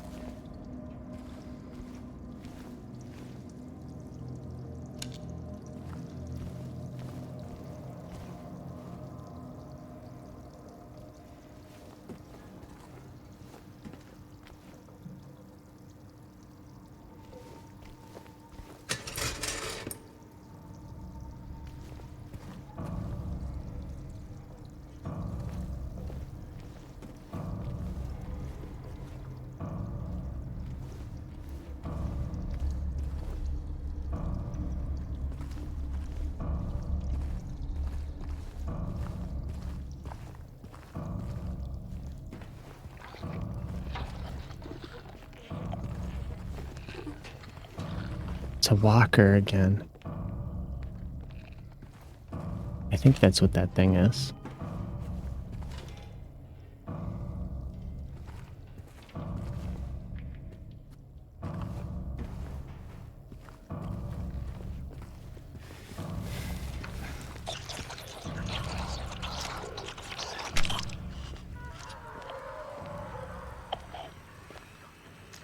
It's kind of hard to see with all these pipes.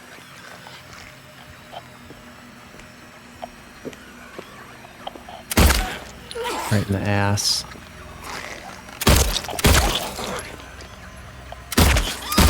Yes. If you can get her in the fucking head,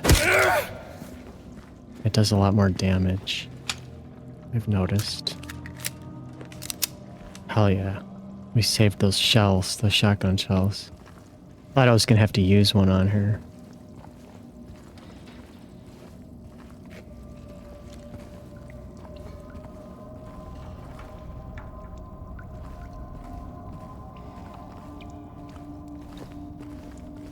All right, let's jump over this.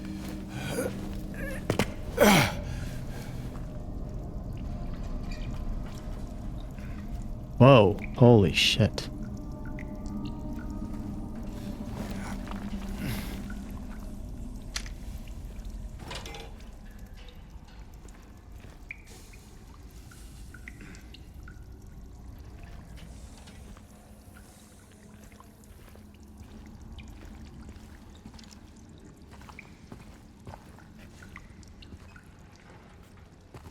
And this has a ton of fucking atmosphere. It really has a sense of like being. Come in here. Oh, it's a ring. James. Mary! Oh. Maria, I thought... Sorry. Anyway, I'm glad you're alive. Anyway? What do you mean, anyway? I was almost killed back there. I have never been so scared in my whole life. All you care about is that dead wife of yours. You couldn't care less about me, could you? No, I just... Then stay with me. Don't leave me alone again. You're supposed to take care of me.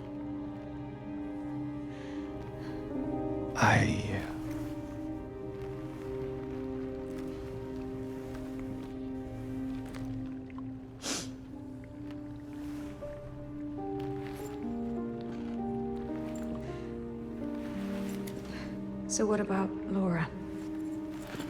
You found her? Yeah, but she ran away. What? Well, we have to find her. Yeah, you really seem to care about that girl. Do you know her? I'd never met her before. I just feel sorry for her. She's all alone and... I don't know, for some reason I feel like it's up to me to protect her. Come on, let's go look for her. You trying to blind me, James? It's a weird scene. I'm glad she's back, but that was bizarre.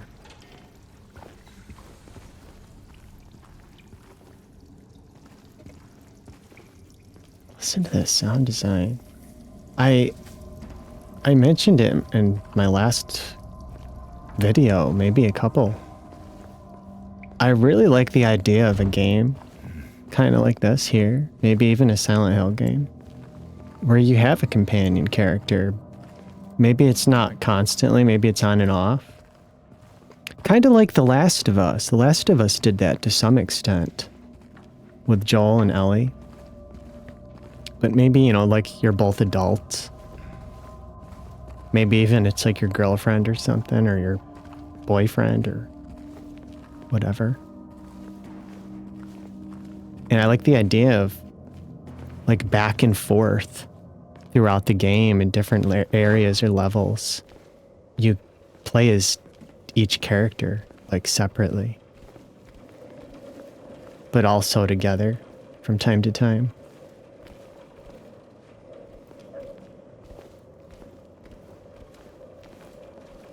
Okay, and this is the stairway.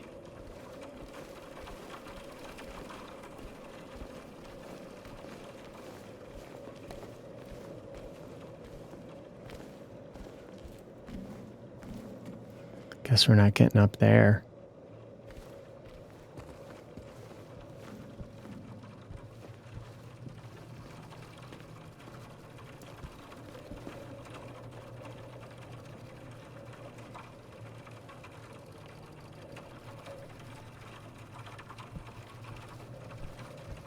I'm not sure which way I want to go here.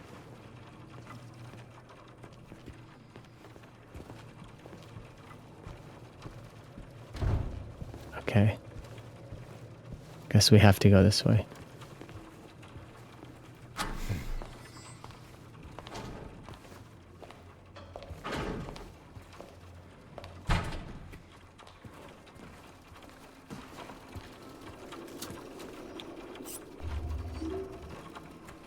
Oh, I'm doing pretty good on items.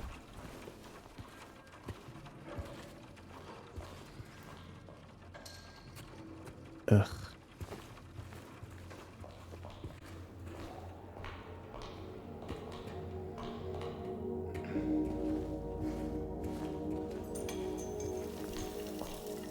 What the hell is that? Well, what do you know? A stroll in the rain. How it went. Maria, what are you talking about? I'm trying to keep things light, James. Just you and me, okay? Yeah. Sorry.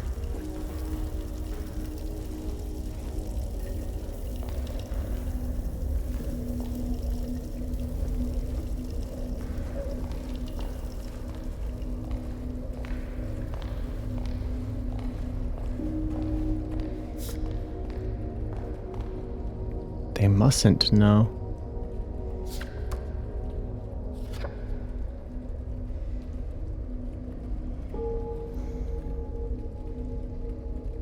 What is that? Is that like the inside of a casket?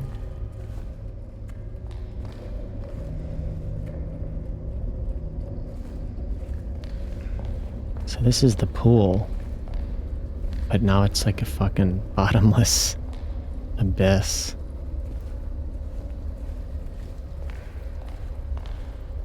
Oh wow, look at that reflection on the wall.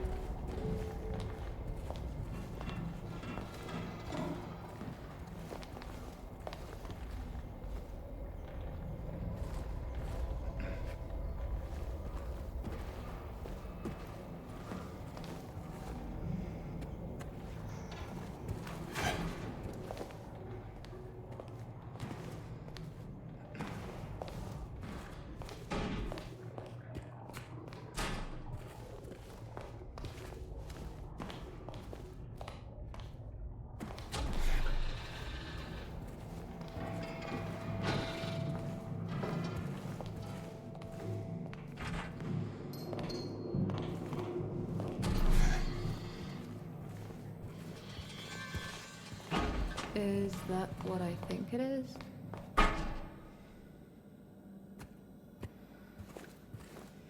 Oh, it's like a freezer, I think. Oh, look at the lighting in here.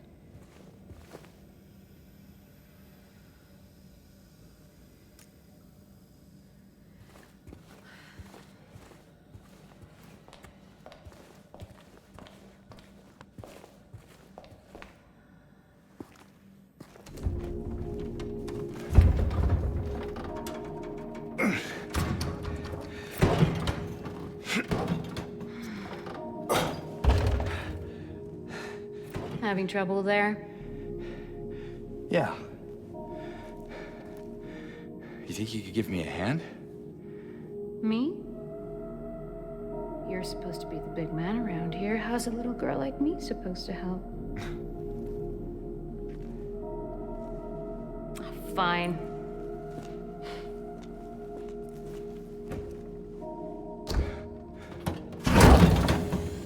Oh, God.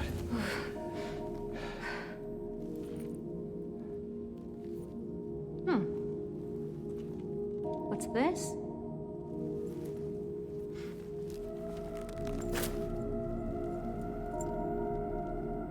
Not very cute, is it?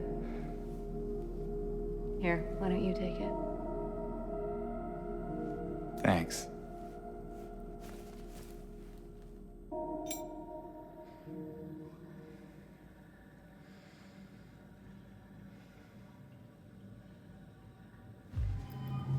So, where to now? Come on. I think I know where those rings belong.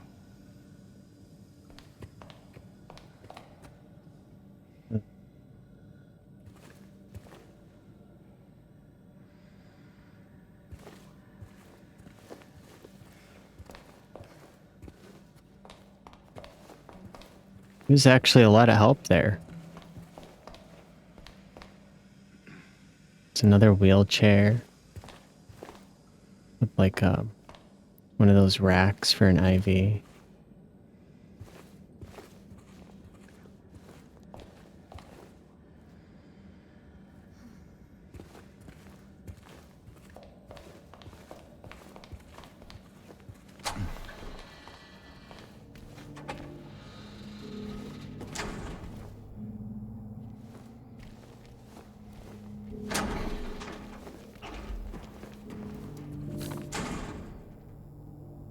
Patients will become the diagnosis scheduled for them when they'll make recovery, as my aim is always for the entire personnel, especially when their symptoms will become receding with effective treatment.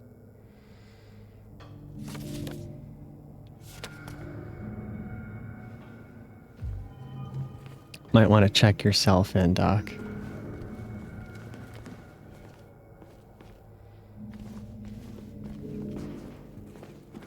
Looks like whatever they've got's contagious.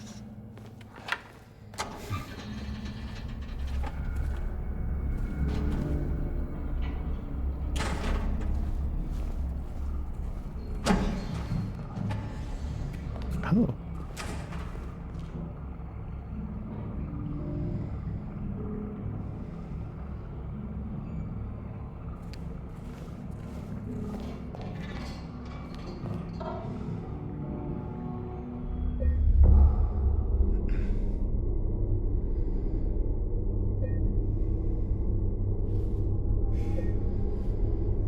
I think I'll save here, I think.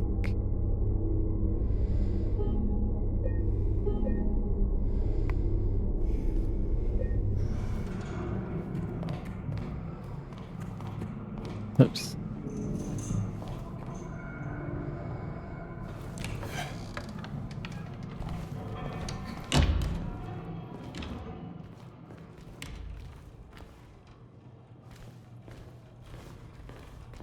The hell is this?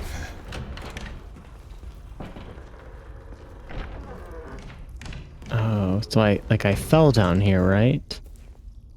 There's grass on the ground? I never noticed that. Look at, there's a puddle. Wow, look at that reflection.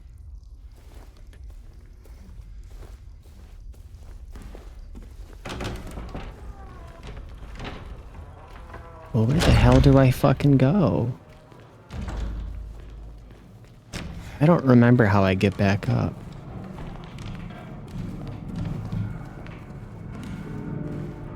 Oh, there's an elevator. I need to take that.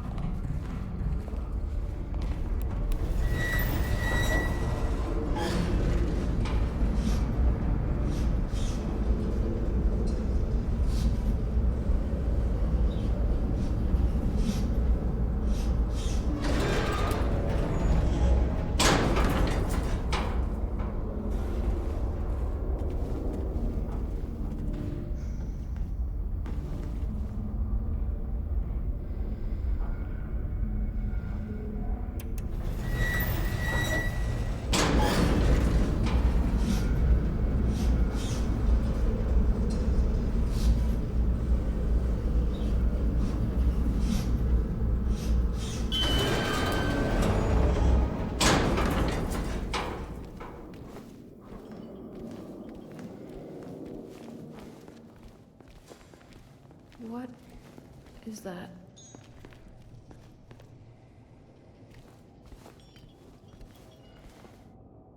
James, What's wrong? let's just get out of here, okay?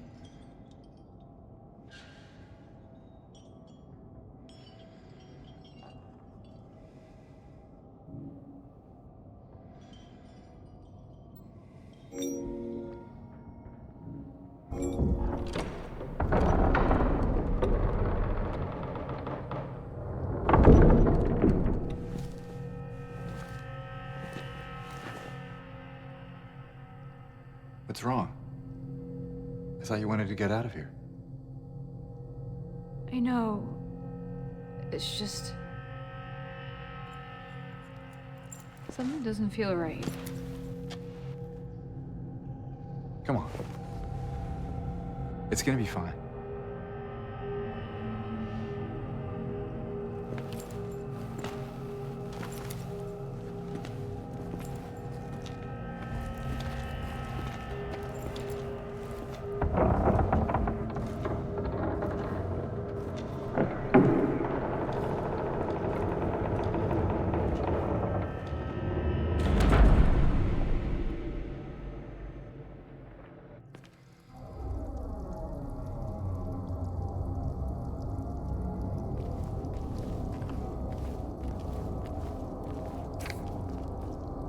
It is done. Sick no more. Ominous note.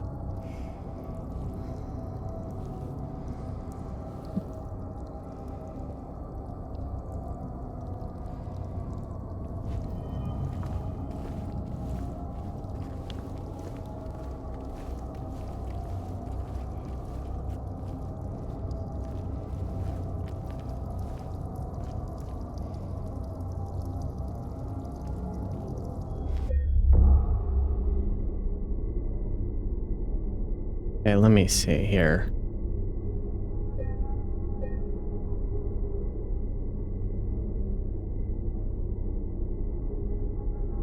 I'm gonna save here.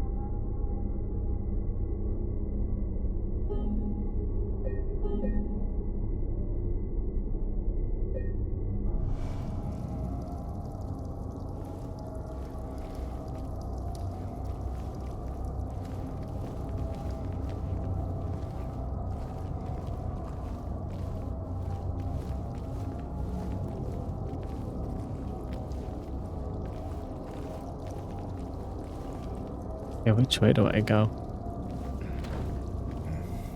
I guess this way.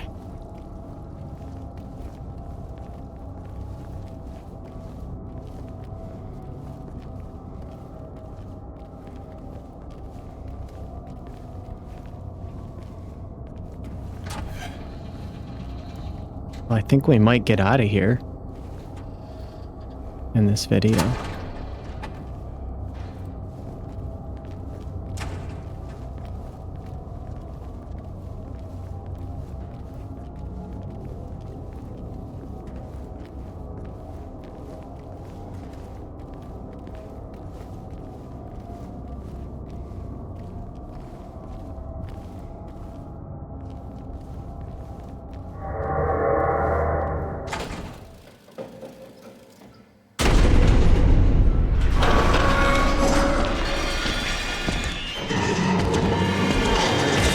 Run!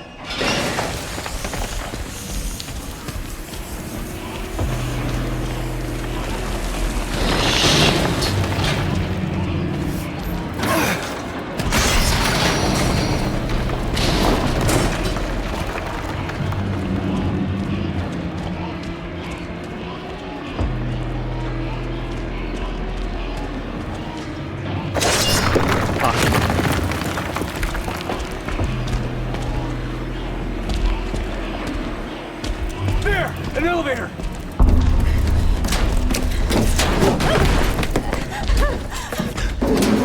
Come on, hurry!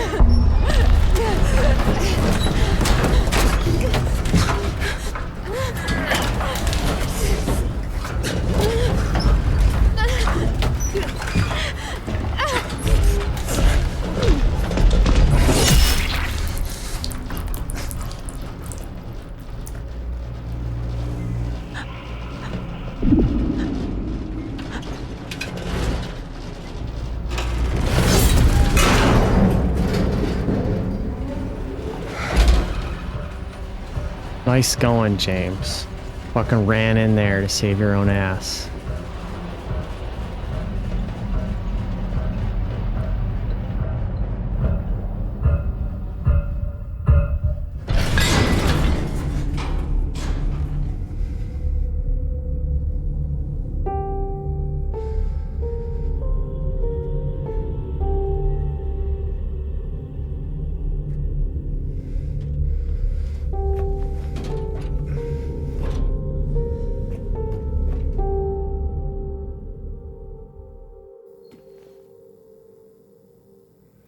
God damn it.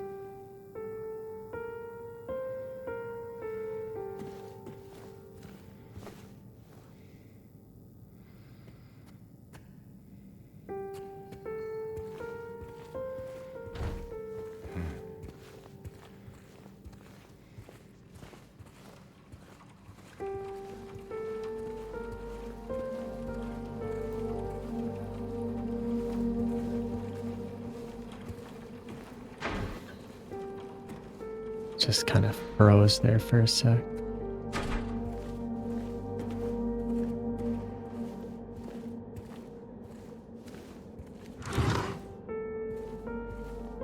Might as well look for items.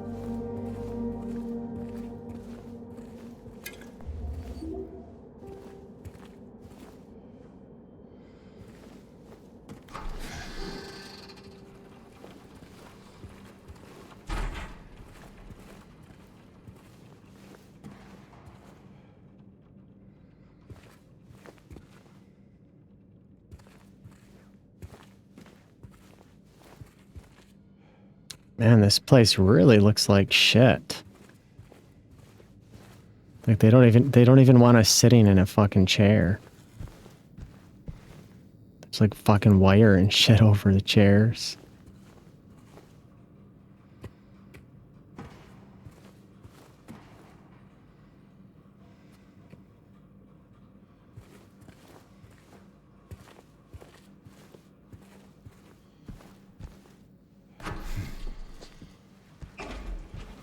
Well, there's the save point.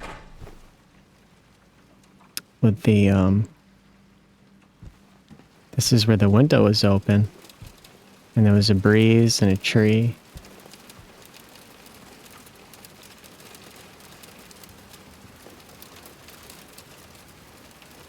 Yeah, see what I mean? That rain just doesn't look great. It kind of ruins the otherwise, like, amazing visual presentation. Oh, there's a key. Let's see what that says. I'll see if I can read it. The potential for this illness exists in all people, and under the right circumstances, any man or woman would be driven, like him, to the other side. The other side perhaps may not be the best way to phrase it. After all, there's no wall between here and there. It lies on the borders where reality and unreality intersect. It is a place both close and distant. Some say it isn't even an illness. I cannot agree with them. I'm a doctor, not a philosopher, or even a psychiatrist. Unlike the director. But sometimes I have to ask myself this question. It's true that to us his imaginings are... I can't read it. I'm gonna have to do that. Where the hell was I? It's true that to us his imaginings are nothing but the inventions of a busy mind. But to him there simply is no other reality. Furthermore, he is happy there. So why, I ask myself, why in the name of healing him must we drag him painfully into the world of our own reality?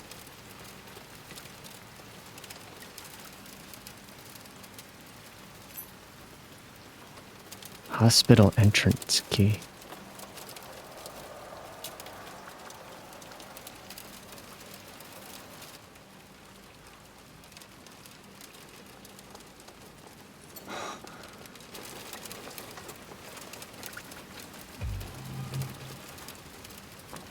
Oh, there's that brat. Dude, she's the one that got us into this mess. I say let her go, dude.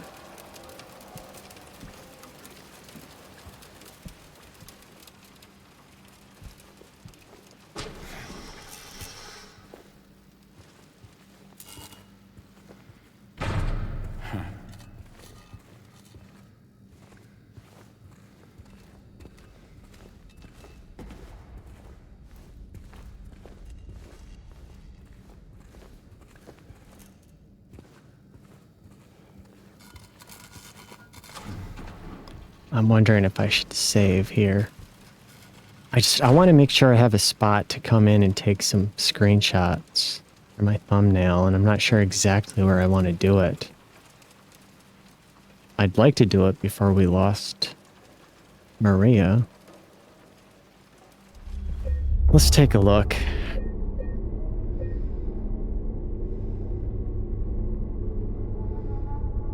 I'll do it here.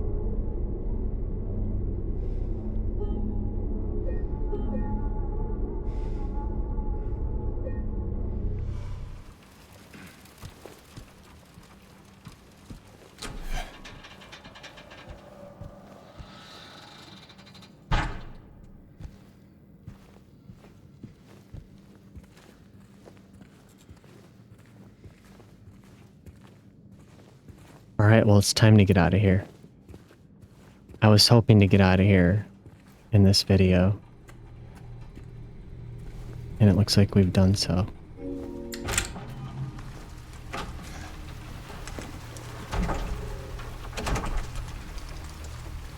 Doesn't look too good out here.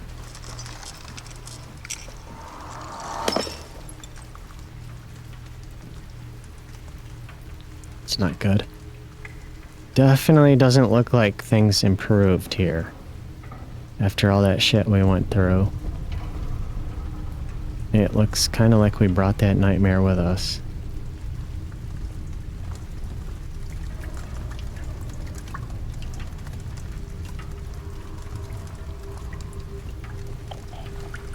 And there's like more... What is that thing? Is that another fucking... Like, are there nurses? There's a nurse outside here. What was that?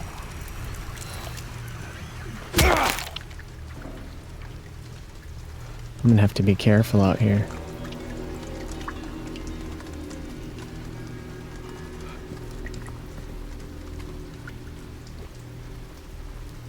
I'm gonna look around out here and see.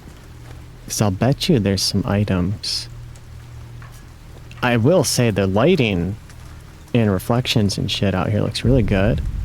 Just this rain kind of diminishes that just a little.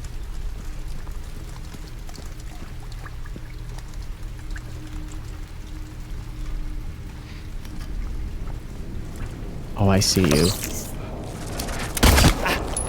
You little bastard.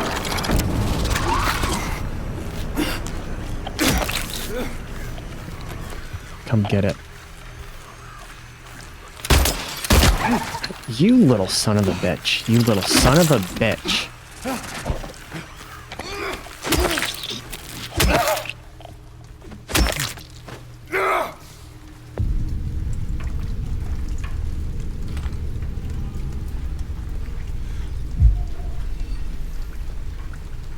We're doing well on items.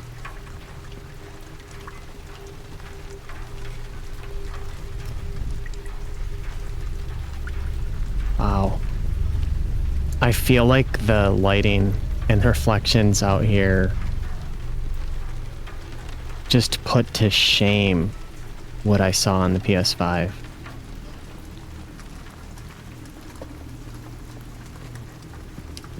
But it's like I was saying in like maybe my first video, I'm not sure.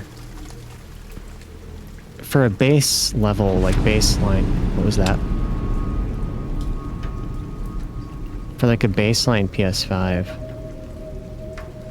it is really impressive what it can do, because it's doing it at 4K. I'm playing this at 2K in here, 1440p.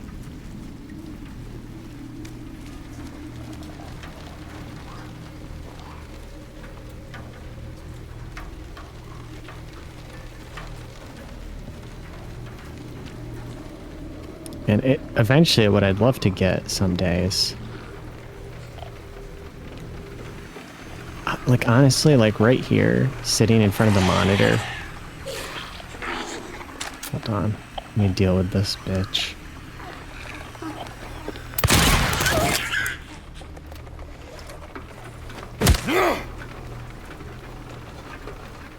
.1440p looks great to me at this size. But I'd love to have like at least 2 monitors like this so that I can have everything else on the second screen. What was that? I just heard something.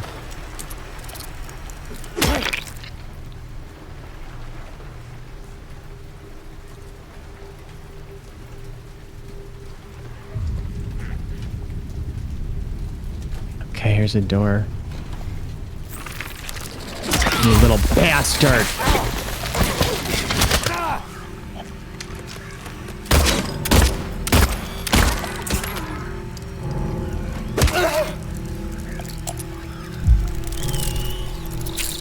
You little shit.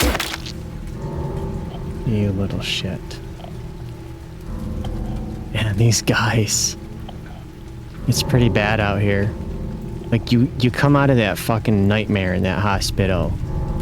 And normally what happens in this game is, like, you come out of the nightmare and, like, it's daylight outside. It's like a breath of fresh air. It's still dangerous, but it doesn't feel nearly as dangerous or as stressful.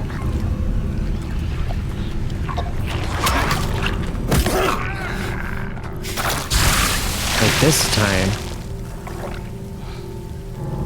you know, like we lost Maria, and shit is like, it's almost worse, you know?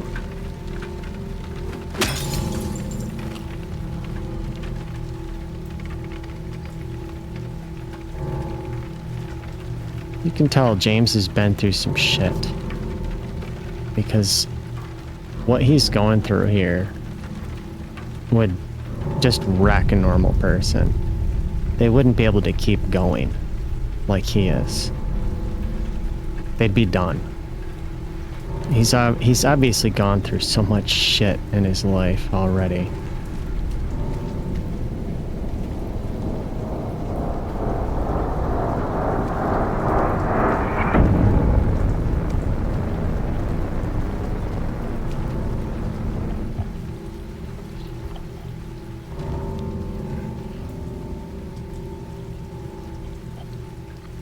There's such a vibe here. And the way it looks with the cars with their lights on and shit. I can tell this is pushing my computer. There's a certain feeling of sluggishness. Even though my frame rates are pretty solid, it doesn't feel like they are.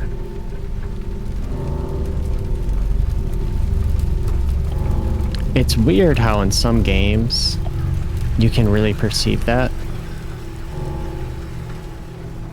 Like normally when I play this, it's getting a fairly consistent 60 FPS. Once in a while it drops down into the mid 50s. But sometimes I'll come into an area like this, and when everything feels kind of sluggish,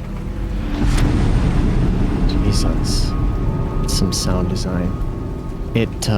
It'll drop into like the 40s, but it just feels so weird. Like Cyberpunk 2077. Oh, you little... Dude, I pressed the run button to move. Cyberpunk will drop into the 30s sometimes for me. Generally, it's in the 40s, but even when it drops like that,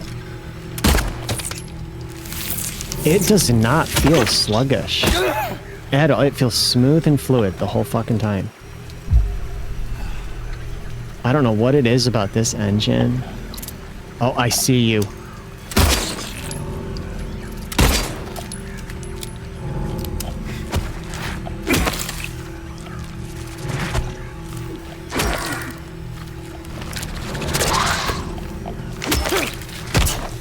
Little bastard.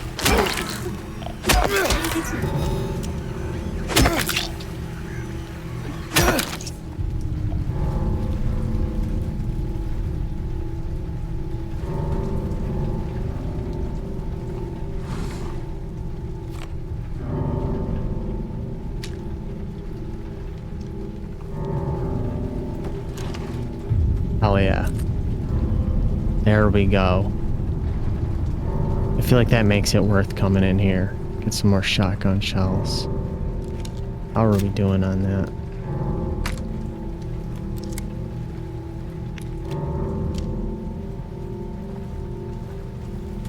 Not bad. Not bad.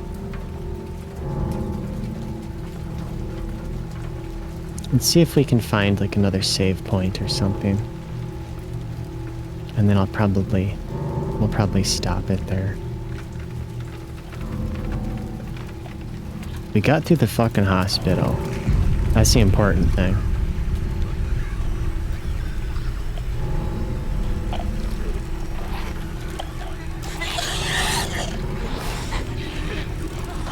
You never know. Oh shit! Shit! Oh my god! Dude, James! Are you kidding me with this bitch? Come get it, honey. No, I got something with your fucking name on it.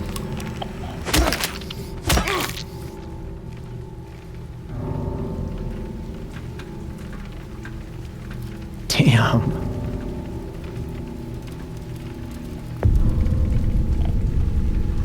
His clothes look good all wet. And I think he's even dripping.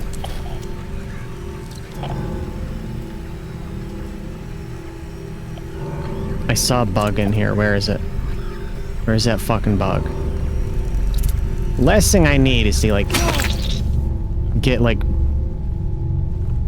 you know, get damaged to the point that I need to heal from a stupid-ass bug.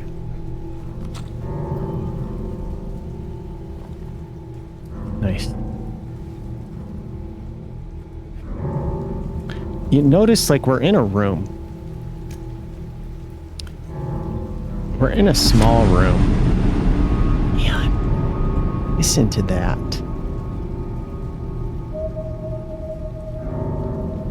I want to make stuff kind of like this.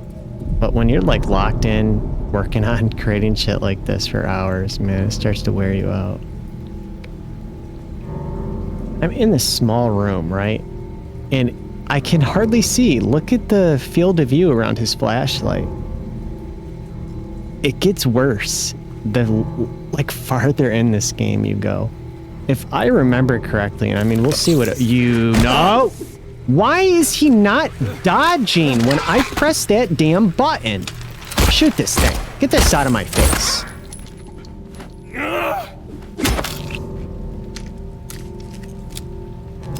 God damn it, James.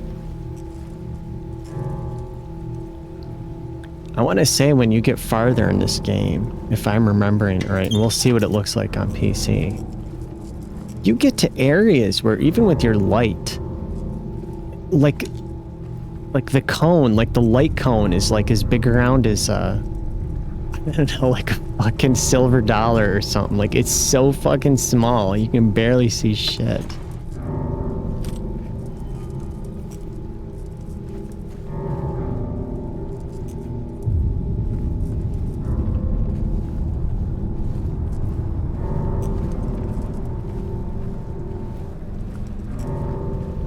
Okay, what is in here? What was the point of coming in here? What am I missing? Oh, here it is.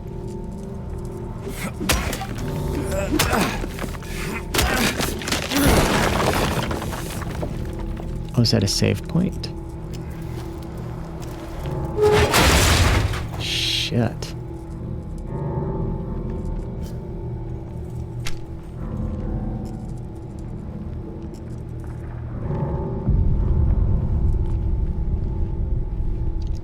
Nice. Not bad, not bad. Good.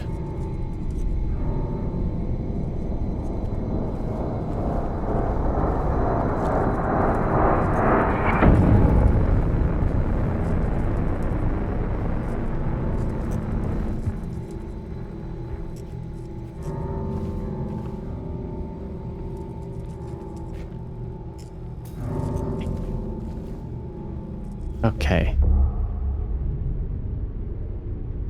I'm gonna save over my last save here.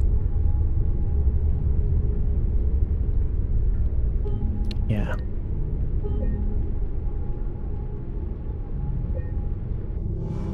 think that's a pretty good spot to stop. Is this the door we go through? Laura, stop! It's dangerous!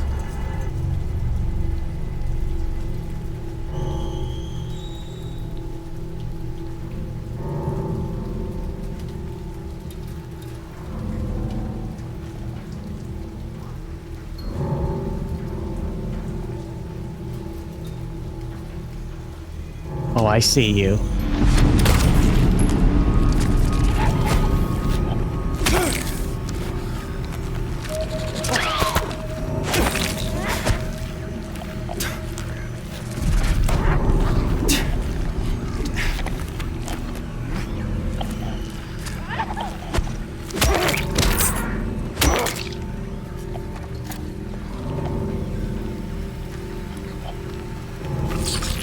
You bastard!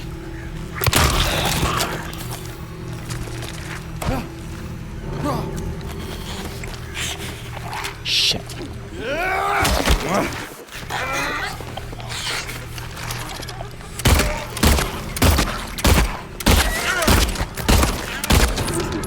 You little son of a bitch. You son of a bitch. I'm gonna fucking, I'm gonna just the next time I play this, it's gonna be from that save point. I just wanted to see what was through that door. What a little bastard, dude. Are you son of a bitch? Man, this guy's everywhere out here. It's ridiculous. Looks really impressive. All this it's so grimy, but like all this water and the reflections and the lighting. Okay, I'm gonna stop it here. We'll resume from that save point in the next video. Let me do that.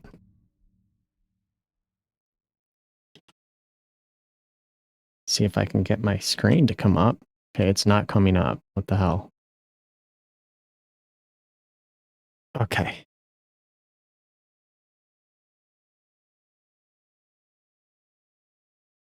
There we go.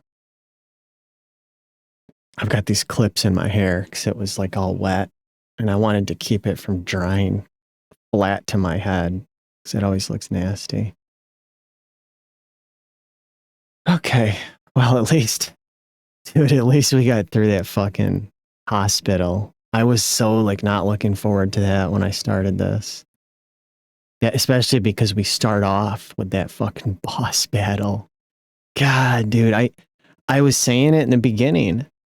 I don't like boss battles in any game. Honestly, I maybe some people like it. I'm sure they do. I'm sure there's plenty of people that do. But I see this a lot with everything, right? It's not just games. It's not the games like industry. It's like any thing that people do.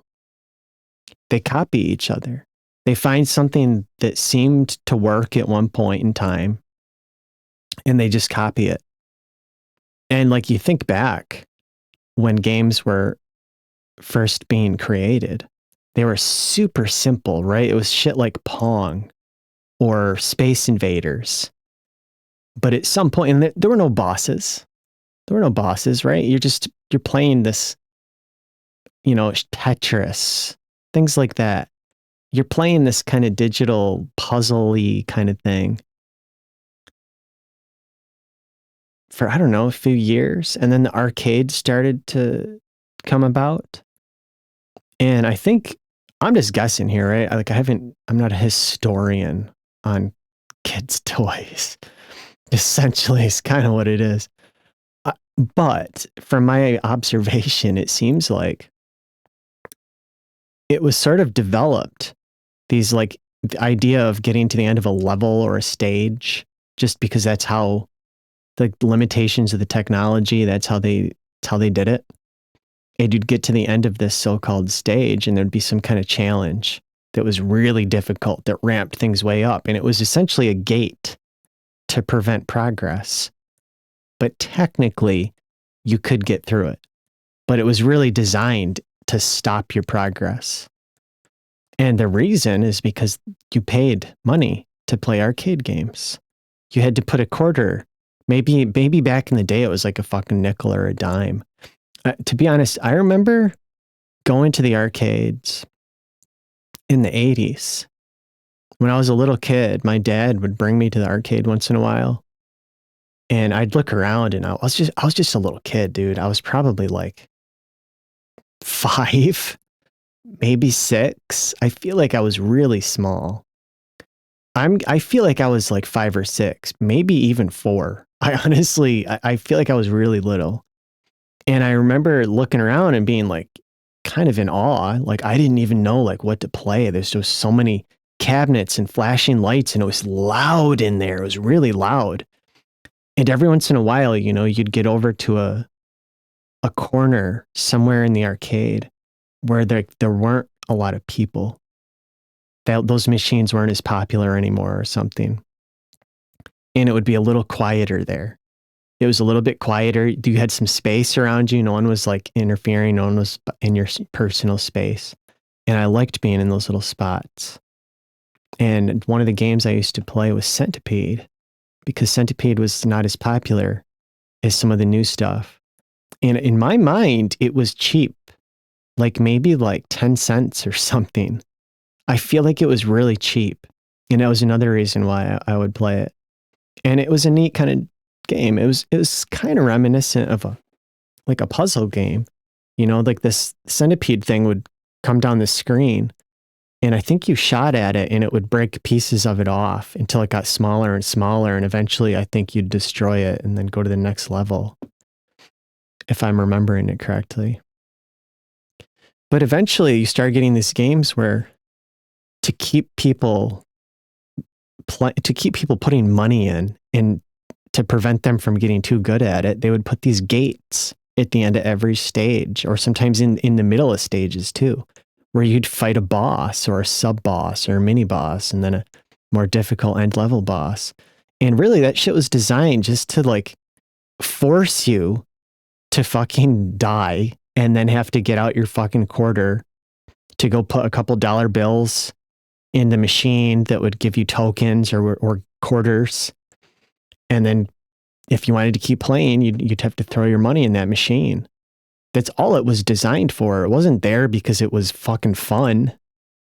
It was there to fucking make money off of your dumbass.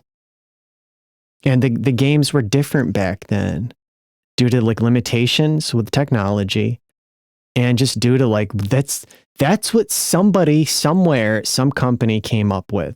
You know, some designer, some engineer, some programmer, a small team of probably between like 1 to 3 people made this small game that had scrolling stages with like boss encounters.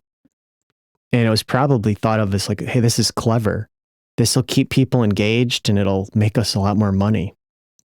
They're going to be wondering like, what's after this tough challenge here? And back then it used to be about like high scores.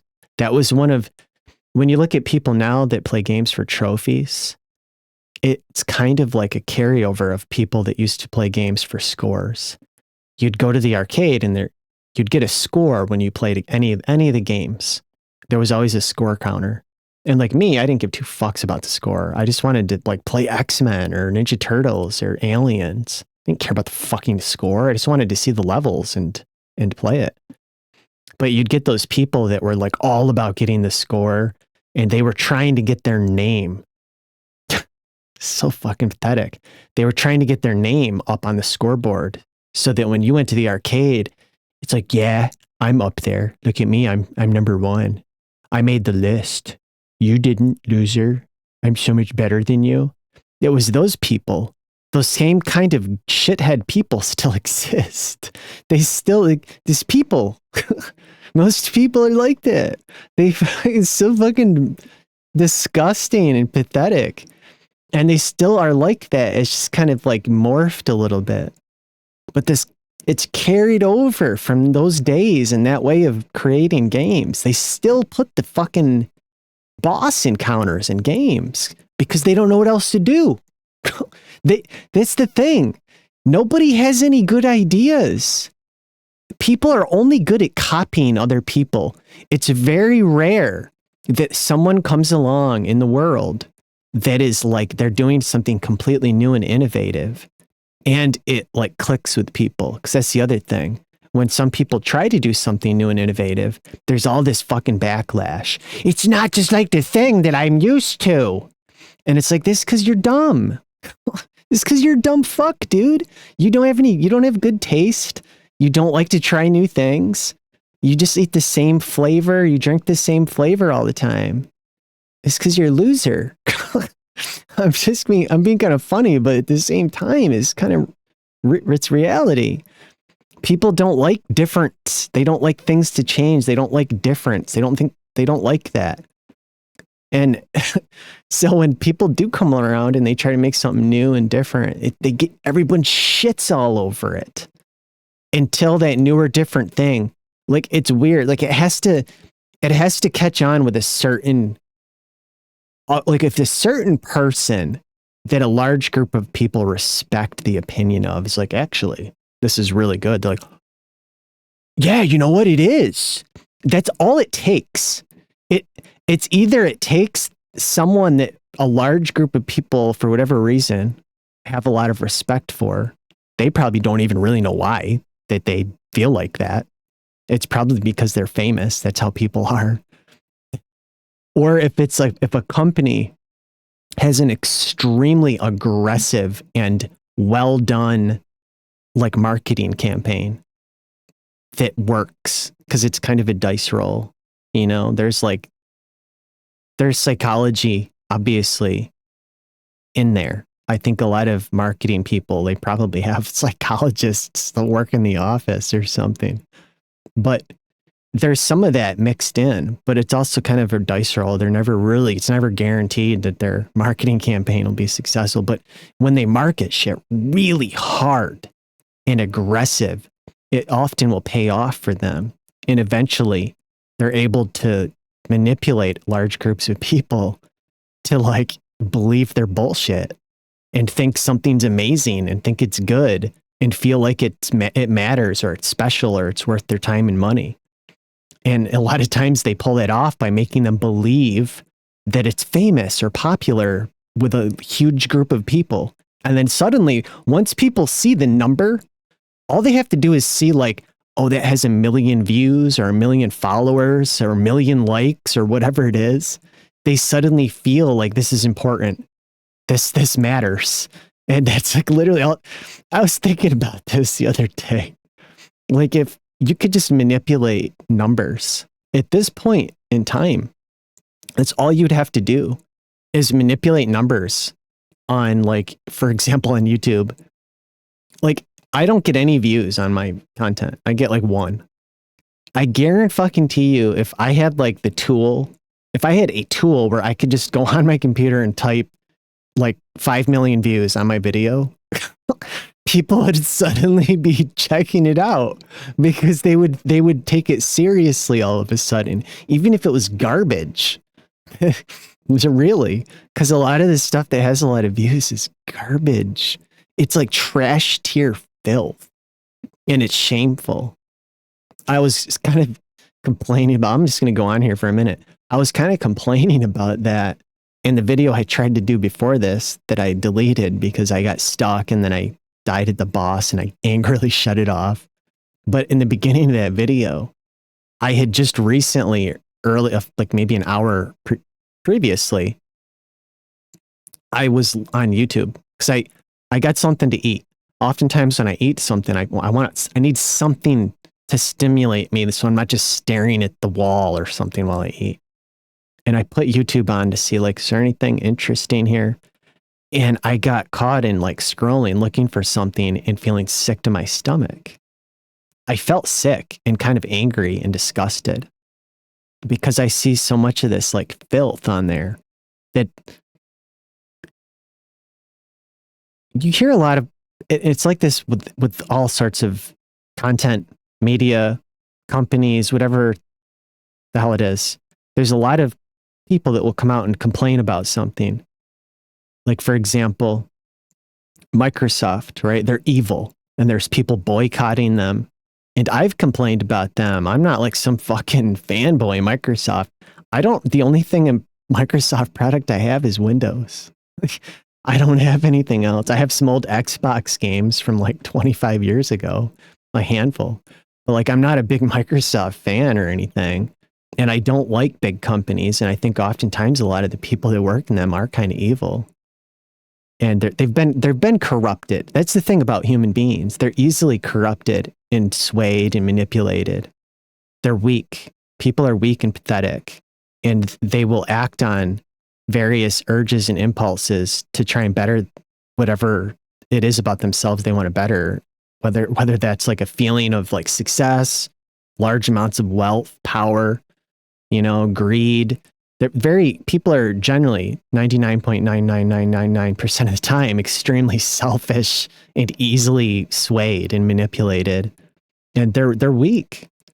And all people like fall for this, So like these evil people in the tech industries and in Microsoft and what have you, they've been corrupted as well. But I believe that most people are redeemable. In the right situation, in the right circumstances, they could be redeemed. But it would take them being forced into that situation. And it would likely only be a temporary redemption. And then given the opportunity, they'd go back to being a piece of shit again. Really, at the end of the day. Because at the end of the day, it's about like, well, they're going to be good and do the right thing here, because they probably in their mind are like, well, if I do this, I can get through this trial or whatever. And sometimes, people do go through it. Like they have almost like a spiritual awakening and they feel changed and they feel like I was wrong. I see the light now. That happens to people sometimes. But even then, it's probably temporary. If they could live for like another 10,000 years, they'd probably do all kinds of bad shit over that. Imagine if you could live like 10,000 years. You would probably experience so many different ways of life. Everyone would probably at some point on that journey be an absolute piece of shit for probably a very long time, probably thousands of years. And then they'd probably inevitably, like, I would be curious to see what would happen to a person. Like I'll volunteer. I'm curious if I could live that long. I imagine that at some point through the process, you would go away, like up in the mountains and live like an animal in the mountains for like 1,000 years or something. And then you'd come back out completely changed and different than any other person. But I've already gotten quite a bit off topic.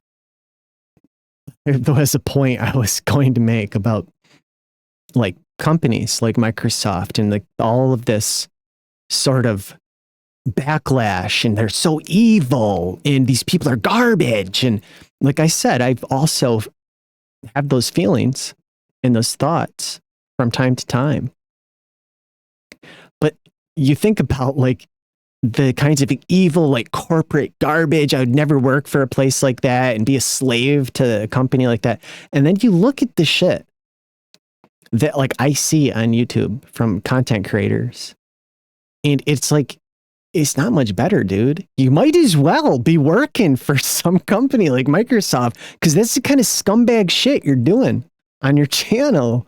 The kind of clickbait, scumbag ass, trash tier, manipulative, backstabbing, just fucking garbage behavior. And it's like, it's kind of pathetic and shameful.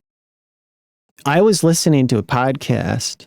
I don't listen to a ton, but there's a handful that I will listen to from time to time. And I was listening to a Nextlanders podcast. They're like former Giant Bomb guys from back in the day. And I was listening to, I think it was Alex on there. He was talking about, like, I'm not going to remember word for word, but essentially it was like, if you're a creative person and you want to put your creativity out there in the world, it should always come from a place of like what you really want to make and what you like personally. It's like you're making it for yourself, essentially. This is what I really like. This is what I want to make. And it's the kind of thing I would enjoy watching or experiencing. And a lot of the content that I see that people put out there on platforms like YouTube, it's not what they're doing. They're putting shit out there because they're hoping to get likes and follows and attention and money. And they're hoping to like game the system. They're hoping to like one up somebody else. That's all they care about. That's the only objective. It's the only agenda. It's not about making something meaningful or creative or something that matters. It's just about trying to be a scumbag. And you might as well be working for a company like Microsoft. If you're going to be like that, dude, they probably would welcome people like you. You know, there's already platforms for guys like you. There's like fucking offices waiting for you to be filled, dude. What are you doing all that shit from home when you could have like the big office? You could have like a plaque on your desk or a fucking name on a door or something. That's kind of that's the vibe I get from some of that stuff. It's not fucking good stuff, man. It's bad. And I scroll through, man. I see that shit. So I was seeing that stuff earlier in the day, and I was so like angry and disgusted. And I'm like, I can't even find like a single thing to like 5 minutes of something interesting while I'm going to eat a meal here, because there's just so much garbage being shoved in my face. It kind of reminded me of a content creator that I used to watch. I still do on occasion. Photonic Induction. He's not really around anymore. He stopped making content on YouTube a few years ago. But he used to do a lot of stuff like 10 to 15 years ago. And it was a lot of like kind of mad science kind of stuff. He's like the kind of guy that your parents would be like, if you were like in high school or something and he was like a friend, they'd be like, I don't like that guy. I don't want you going over to see him. That's the kind of like vibe he kind of gives off, I think. But I always thought he was cool and his shit was funny as hell.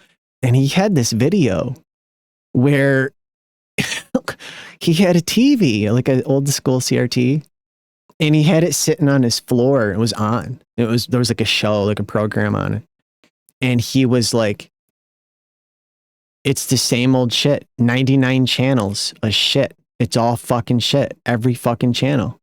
And that's kind of how I feel when I go on YouTube. And then what he did is he's like, I'm not having it. And he picked up his sledgehammer while the TV was on and he smashed the front of the screen in with a sledgehammer. And I was like, hell yeah, dude, that's right. Hell yeah. It's like, that's how I feel most of the time. But that's how I felt today, man. When I fucking was, look, I just wanted to put something on. I go to like my subscriptions because the stuff YouTube wants to show me is so fucking repulsive. It's so repulsive. So I go to my subscriptions. It's like a safe zone. It's like, okay, I need to get the fuck out of here. And I go to my subscriptions, and even in there, it's become largely tainted and polluted, because this kind of goes back to what I was saying. Most people aren't that innovative or interesting. People just copy the things that they see and the things they hear. And that's all that you're seeing everywhere. It's just people copying each other. It's very rare that you see something truly interesting and unique and original. It's what people are like. And I don't want to go on too much longer here because I'd start going there. But like all this complaining people do about AI and how it's like, you know, it's taking away from people. And it's like, dude, most people are like worse than AI. They copy everything so fucking bad. Like they're not even good at it. They don't even innovate slightly. It's just straight up like copy infringement kind of shit. And it's everybody. Everybody does it. And like everybody sounds dumb when they talk. At least the AI sounds somewhat intelligent. And like If you ask it a question, it give you a fucking somewhat intelligent answer. If I go ask 99.9999% of people anything, I'm gonna get like the dumbest fucking answer from any of them. And then they're all just gonna say the same shit. So I might as well not even engage with them. Maybe the AI future is what we want, dude. Because like, I don't like fucking talking to people. I'd probably rather talk to a fucking computer than talk to most fucking people. This is how bad it is. That's how bad it is. It's fucking sad and pathetic and shameful that it's become like that. Dude, I'm gonna go on for just another minute here. Sometimes I need an energy drink. This is on topic. Sometimes I need an energy drink to keep me like going. I get so tired sometimes. And I'm like, dude, I can't even focus on shit right now. I feel so out of it. And I need an energy drink to give me a little boost. And I look for sales and deals. And I was looking for sales the other day. Because I'm like, why are there never sales anymore? There used to be sales on this shit constantly. And I was looking around and I found this like Reddit. What do you call it? Like a Reddit. Not a post. Whatever they call those things. I'm not a big fucking forum user. Thread, like a thread, I think. And I thought it was for like people posting sales and deals they're finding. And it was like 0.1% of that. And everything else in that thread was just a bunch of losers. Like straight up loser tier fucking people. Just posting themselves holding the can they bought. Check out the new flavor I got. Yeah, I just picked this up. Look, everyone. It like I got 2. And it, like they're taking selfies of them like drinking it or taking a picture of it. And it's like, what are you guys like getting paid? I hope so. Otherwise, what the hell are you doing? And they were proud. These people were proud. Like, look, I got the name brand trash tier drink worth about 5 cents that they charge $8 for. Aren't I cool? Look at look at the flavor. It's good. Yum. And it was all these people. It's just like a picture after picture of hundreds of these dumb fucks doing the same exact thing. Yeah, it looked almost fake. It might as well be. Like, it's so fucking shameful and depressing. You know, you want to fucking engage with those people? You want to go ask them the big questions about life? I don't think you do. All you're going to get is somebody being like, yeah, you need to get this name brand and it this good flavor. And you're going to be like, okay, dude, like I've got shit I need to handle in life. You can go over there and pretend you're cool taking your selfie with the fucking energy drink while I worry about reality over here. What the fuck is going on? And I'd rather engage with the fucking AI half the time than engage with people like that. You know what I'm saying? Seriously, there's so much negativity. I heard a podcast today about this guy. Well, there was a guy on it, and it was like about hating shit.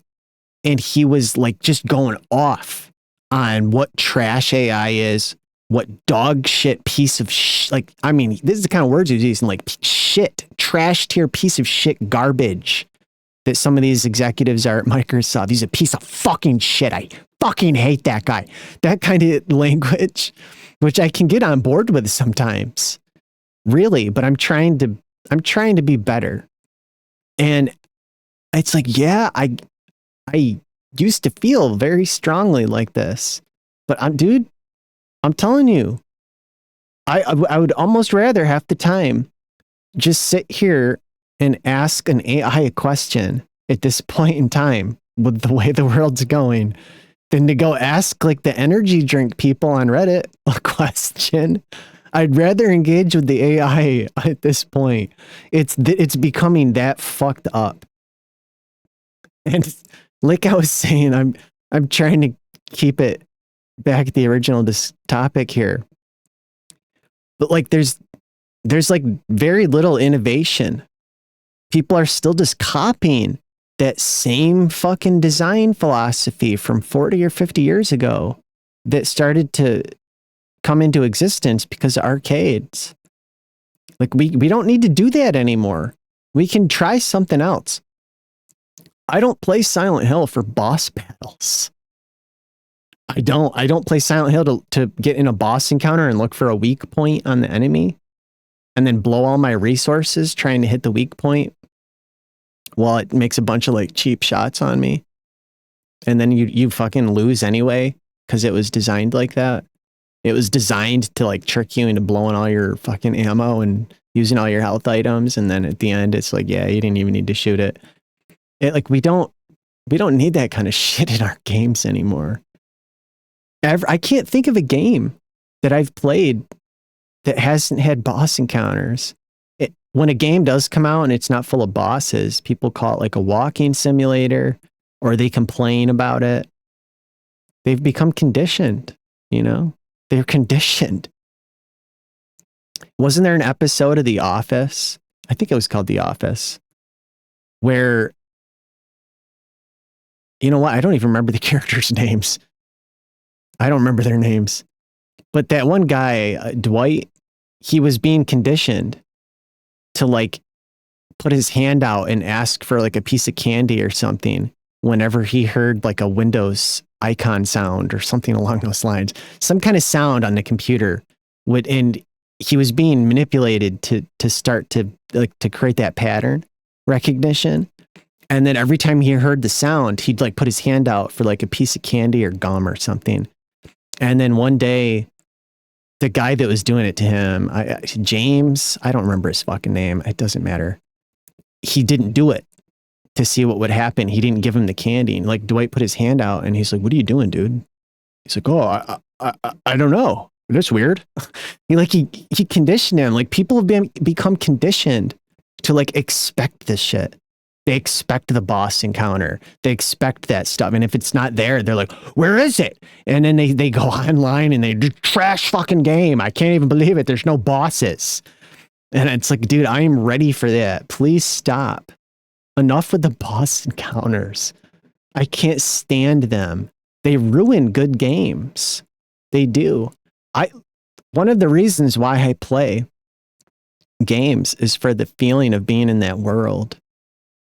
That stimulus, the sensation of being in that place, in a place that I, otherwise, I probably couldn't be in, because you're like, oftentimes you're taking bullets and shit, or you're in a situation that you don't actually want to be in completely, but you still kind of like the vibe and the setting and the sound, like Silent Hill. And it's ruined for me when there's suddenly like, okay, now there's a boss. Now we got to have a boss battle. It's ruined. I just like the part of the game where I'm walking around exploring and it's unsettling and it's dangerous. There's encounters. There's danger. You're not always safe. And you're finding things. Maybe there's a puzzle or two. Not a big fan of those myself, and then you find a new area. I'm not like every RPG is just full of bosses. It's just like what they do. Why? Because somebody 50 years ago implemented that mechanic in a game, and then everybody copied it forever, perpetually. No one can think outside the box.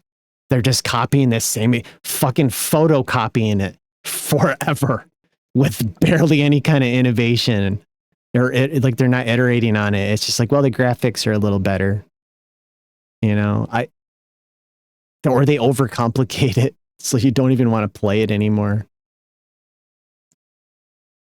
I don't have all the answers to how to fucking fix that. Personally, I'm not a game designer, but sometimes I have some ideas while I'm playing the game. I guess if you went back and watched my videos, you might see some of those. I don't remember them all. I think I'll stop it here though, because this is turning into like one of my game thoughts videos. Because this stuff just comes to me at this moment here. I'm having this kind of clarity. It's real late. It's actually really early. It's like 6 a.m. I'm getting ready for bed after being in that nightmare experience. I need a little bit of time here to kind of like settle down and transition into reality. Because I don't want to just go straight to bed after being in that fucking place we were just in. That was not really any better than being in that hospital. No, the hospital was so bad. I didn't want to be there. I wanted to get through that today. It was like my goal. It's like, we're going to get through this fucking hellhole and then have a breath of fresh air. And I knew that it wasn't great after the hospital. I remembered that it was dark and there was some challenge, but I forgot just how goddamn grimy and fucking horrifying it is. And it looks even more horrifying in this PC version here. And because the visual quality is better. And the sound, dude, I don't know if it's just the headphones I have in, maybe they're turned up loud. It sounds really good. It does. I'm used to, it's kind of funny, actually. It would probably offend some people, but I have a pair of cheap earbuds. They're like, what do you call them? In-ear monitors. They were like on sale for like $15 on Amazon a couple months ago. But they're just cheap ass in-ear monitors. And they're plugged into a fucking mastering DAC because I'm in my little studio. So they're plugged into this really expensive mastering DAC. And then they're just like this cheap ass chintzy pair of fucking Amazon special earbuds. But it sounds to me like really fucking good. And I've mentioned this in some of my other Silent Hill videos, I think. You don't need some super high-end pair of headphones to get good sound. You really don't. You don't need all this high-end equipment. Sometimes when you get the high-end equipment, it sounds worse because things just sound kind of flat and almost lifeless is what happens. You lose the fucking bump in the low end or in the high end or in the mid range. And you lose the little bit of like distortion and saturation that you get with cheaper equipment, which gives it more energy. One of the things that a lot of people will do when they work on music, and then I'm going to end it. I will. But like one of the things that people will do, especially when they're in like the final stages of like mastering or something, to give something a little bit of bite to it, a little bit of energy, so that, especially if you're doing work on it, maybe for somebody else, and they want to hear what you did, even if you did things that maybe reduced elements, so it's quieter and sounds softer on the ear, and it's going to sound weak to them. So like you add a little saturation, and it kind of brightens it up and gives it some energy, and makes it sound a little beefier. It's just you're adding distortion. It's the thing that you're trying to remove when you buy really high-end equipment. When you get like a really high-end piece of gear, it's like the distortion is like really like low amounts of distortion where it's basically inaudible. It's like what a lot of people are trying to achieve with that stuff. It's like really pristine and clean. And then we add it in afterwards with some fucking shitty plugin. We'd add a bunch of shitty distortion after. But like a lot of cheap equipment, a cheap DAC, cheap headphones, it's all adding like distortion and EQ. It's giving it boosts in various parts of the spectrum. So when you hear it, it's like, dude, these are amazing, because it's just making it louder in certain areas where people like to hear things louder. And then it's maybe adding in a little bit of distortion to it as well, so it has some energy. And then you go buy like some super high-end, expensive, thousands of dollars, premium ass headphones and DAC and whatever else, cables, and everything's like, sounds weak and flat and lacks energy. And then the headphones, because they have like high impedance or something, you got to give it way more fucking volume, way like a lot more gain to drive them. And it's like, dude, I'm cranking the shit out of this knob and I can still hardly hear it. And then it doesn't have a lot of energy when you do, but you try to convince yourself like, oh yeah, these are so good. these are so good. I'm so glad I spent $5,000 on all this. I have a pair of like $70 Sony over the ear like studio monitor headphones, and they sound amazing. I use them when I'm working like over here, plugged into like a piece of gear, like the Digitact, or into like one of my modular cases, and everything sounds so fucking powerful. I'm like, Jesus, dude. Like the kick drum or something. I'm like, holy fuck, I gotta turn this down. Jesus. And then I'll plug it in to my interface to record it and put on my nice headphones and do some work on it. I'm like, dude, what happened to all the energy? It sounds so flat and weak. The fuck is what the hell is going on? Is my interface like ruining the sound or something? Is what it sounds like. Anyway, it puts us just over 3 hours for this. There's a little bonus at the end here for anybody that made it this far. There's a little bonus. It's not just the game. You know, that's not all we do here. We don't just do it like a let's play and then we fucking shut it off. You know, it's not a fucking circus ride. Sometimes we have other things that happen here. Sometimes we talk about stuff. You know, maybe there'll even be days where we do completely different things, like combined. You know, maybe there'll be a day where I do something. I was actually trying to do it earlier and it just didn't work out. Where I play something with because I'm working on a project over here, like a sound project, an audio project, because I got inspired playing this game, Silent Hill 2. I started to get my inspiration back. And I remembered some things that I made back during the pandemic, like almost 5 years ago. And I'm like, dude, I want to make some stuff like that again. And with that same workflow, I miss doing it like that. And so I started doing some of that shit over the last couple days. And I was going to play a little teaser of it to be like, this is what I'm working on, that I got inspired. You know, it was inspiration from this game. And I couldn't get it to work. Without, like, what happened is if I changed scenes from the one we have right here to the one that has all the audio tracks in it, and then I went back to the scene, it broke the capture of the game. And then I had to close OBS and close the game and restart both programs. So I'm like, all right, fuck this. I'm not even going to fuck with this, whatever. But we'll do like a standalone. We're going to do a standalone flow state episode where I play with some equipment and I make some music, if you could call it that. I'm going to start focusing on that a lot more moving forwards because I miss it and I'm starting to get that inspiration again. So like likely for right now, what you'll probably see on my channel is having standalone game videos like this. They're not all going to have me talking a lot like this, but there's going to be standalone videos where we play games. And then there's going to be standalone videos that are kind of like a podcast where we talk about games and games related stuff. Because it's stuff I'm interested in, right? So I'm taking the things I'm interested in and I'm making something with it. And then the third thing is going to be like my art that I do with sound, trying to create things with sound my own way. And, you know, I'm not a pro.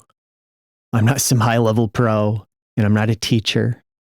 I'm just a creative person that wants to try and be more creative. And now that I'm starting to feel that inspiration again, I'm going to start focusing on that more heavily, I think, on my channel and incorporating that. And then I'll have like standalone videos. I'm calling it flow state. Because like in my mind, it's like, that's kind of where I want to go. I want to get into that place where you enter a sort of flow state and you're just kind of like in that zone making something. But I do create things ahead of time somewhat because, dude, it's not going to be a good video if I have a blank slate and then the camera's on for like 6 hours while I fuck around in menus and get pissed off because I can't figure out how to do something I'm trying to do. Or I'm just like experimenting with all different sounds until I find one I like and then tweaking it. That's not going to be a good video. So I want to get some of that stuff out of the way and then I'll make some new stuff after I already have kind of like a overall structure created. We don't want to build it from the ground up. I've seen some of the videos people do on YouTube. Not a lot of it though, because I don't like it. Where it's like, we're going to make a whole album in one day. And it's like, that's meaningless, dude. We might as well just forget it. Like, that's going to lack soul and meaning and purpose. If you're just trying to rush, like if your goal is to be like, all right, how fast can we make a whole album? Let's turn the timer on. Can we do it in an hour? And then it'll be like, link in the description to this album at my website. Download the PDF for free after signing up for my email and giving me your bank account information. It's like, dude, what the fuck would you try to make an album in a day or in an hour? I can't stand shit like that. Make something meaningful and then share it. The fuck is wrong with that? Why does it always have to be like a speed run? Now, what happened? Why are people into speed runs, by the way? I shouldn't even bring that up because I'll start going off about it. I don't get why people give a shit about a speed run. That's the last thing in the world I ever want to see someone do is rush through something. Hey guys, let's watch me rush. I hate rushing. It sucks. I don't want to watch you rush. Also, I don't want to see like my favorite game get fucking ruined. I don't want to see you rush through it. The fuck, dude? And like gonna ruin my fucking memories of the game being great, watching you rush through it. The fuck out of here. I don't like that shit. I fucking hate it. Speedruns suck. That's my fucking take on it. I think they're garbage. They all suck. I don't like that shit at all. It's just my personality. I like to take my time. I don't like rushing shit. Rushing sucks. It sucks. Who the fuck wants to film themselves rushing? Fuck, let's go. Hurry. And you're panicking to like make it somewhere fast. That experience in life sucks. If you're like late, like fuck, I'm not gonna fucking make it. Fuck. It's not a good time. What the hell? I don't understand why that became popular. And people are watching it like eating popcorn and like all excited. Oh, did you see how fast he got through that stage in Mario? Wow. And no, thank you. Absolutely not. Get out of my face with that. Yuck. Disgusting. I'm not a big fan of Mario though. I used to like it as a child.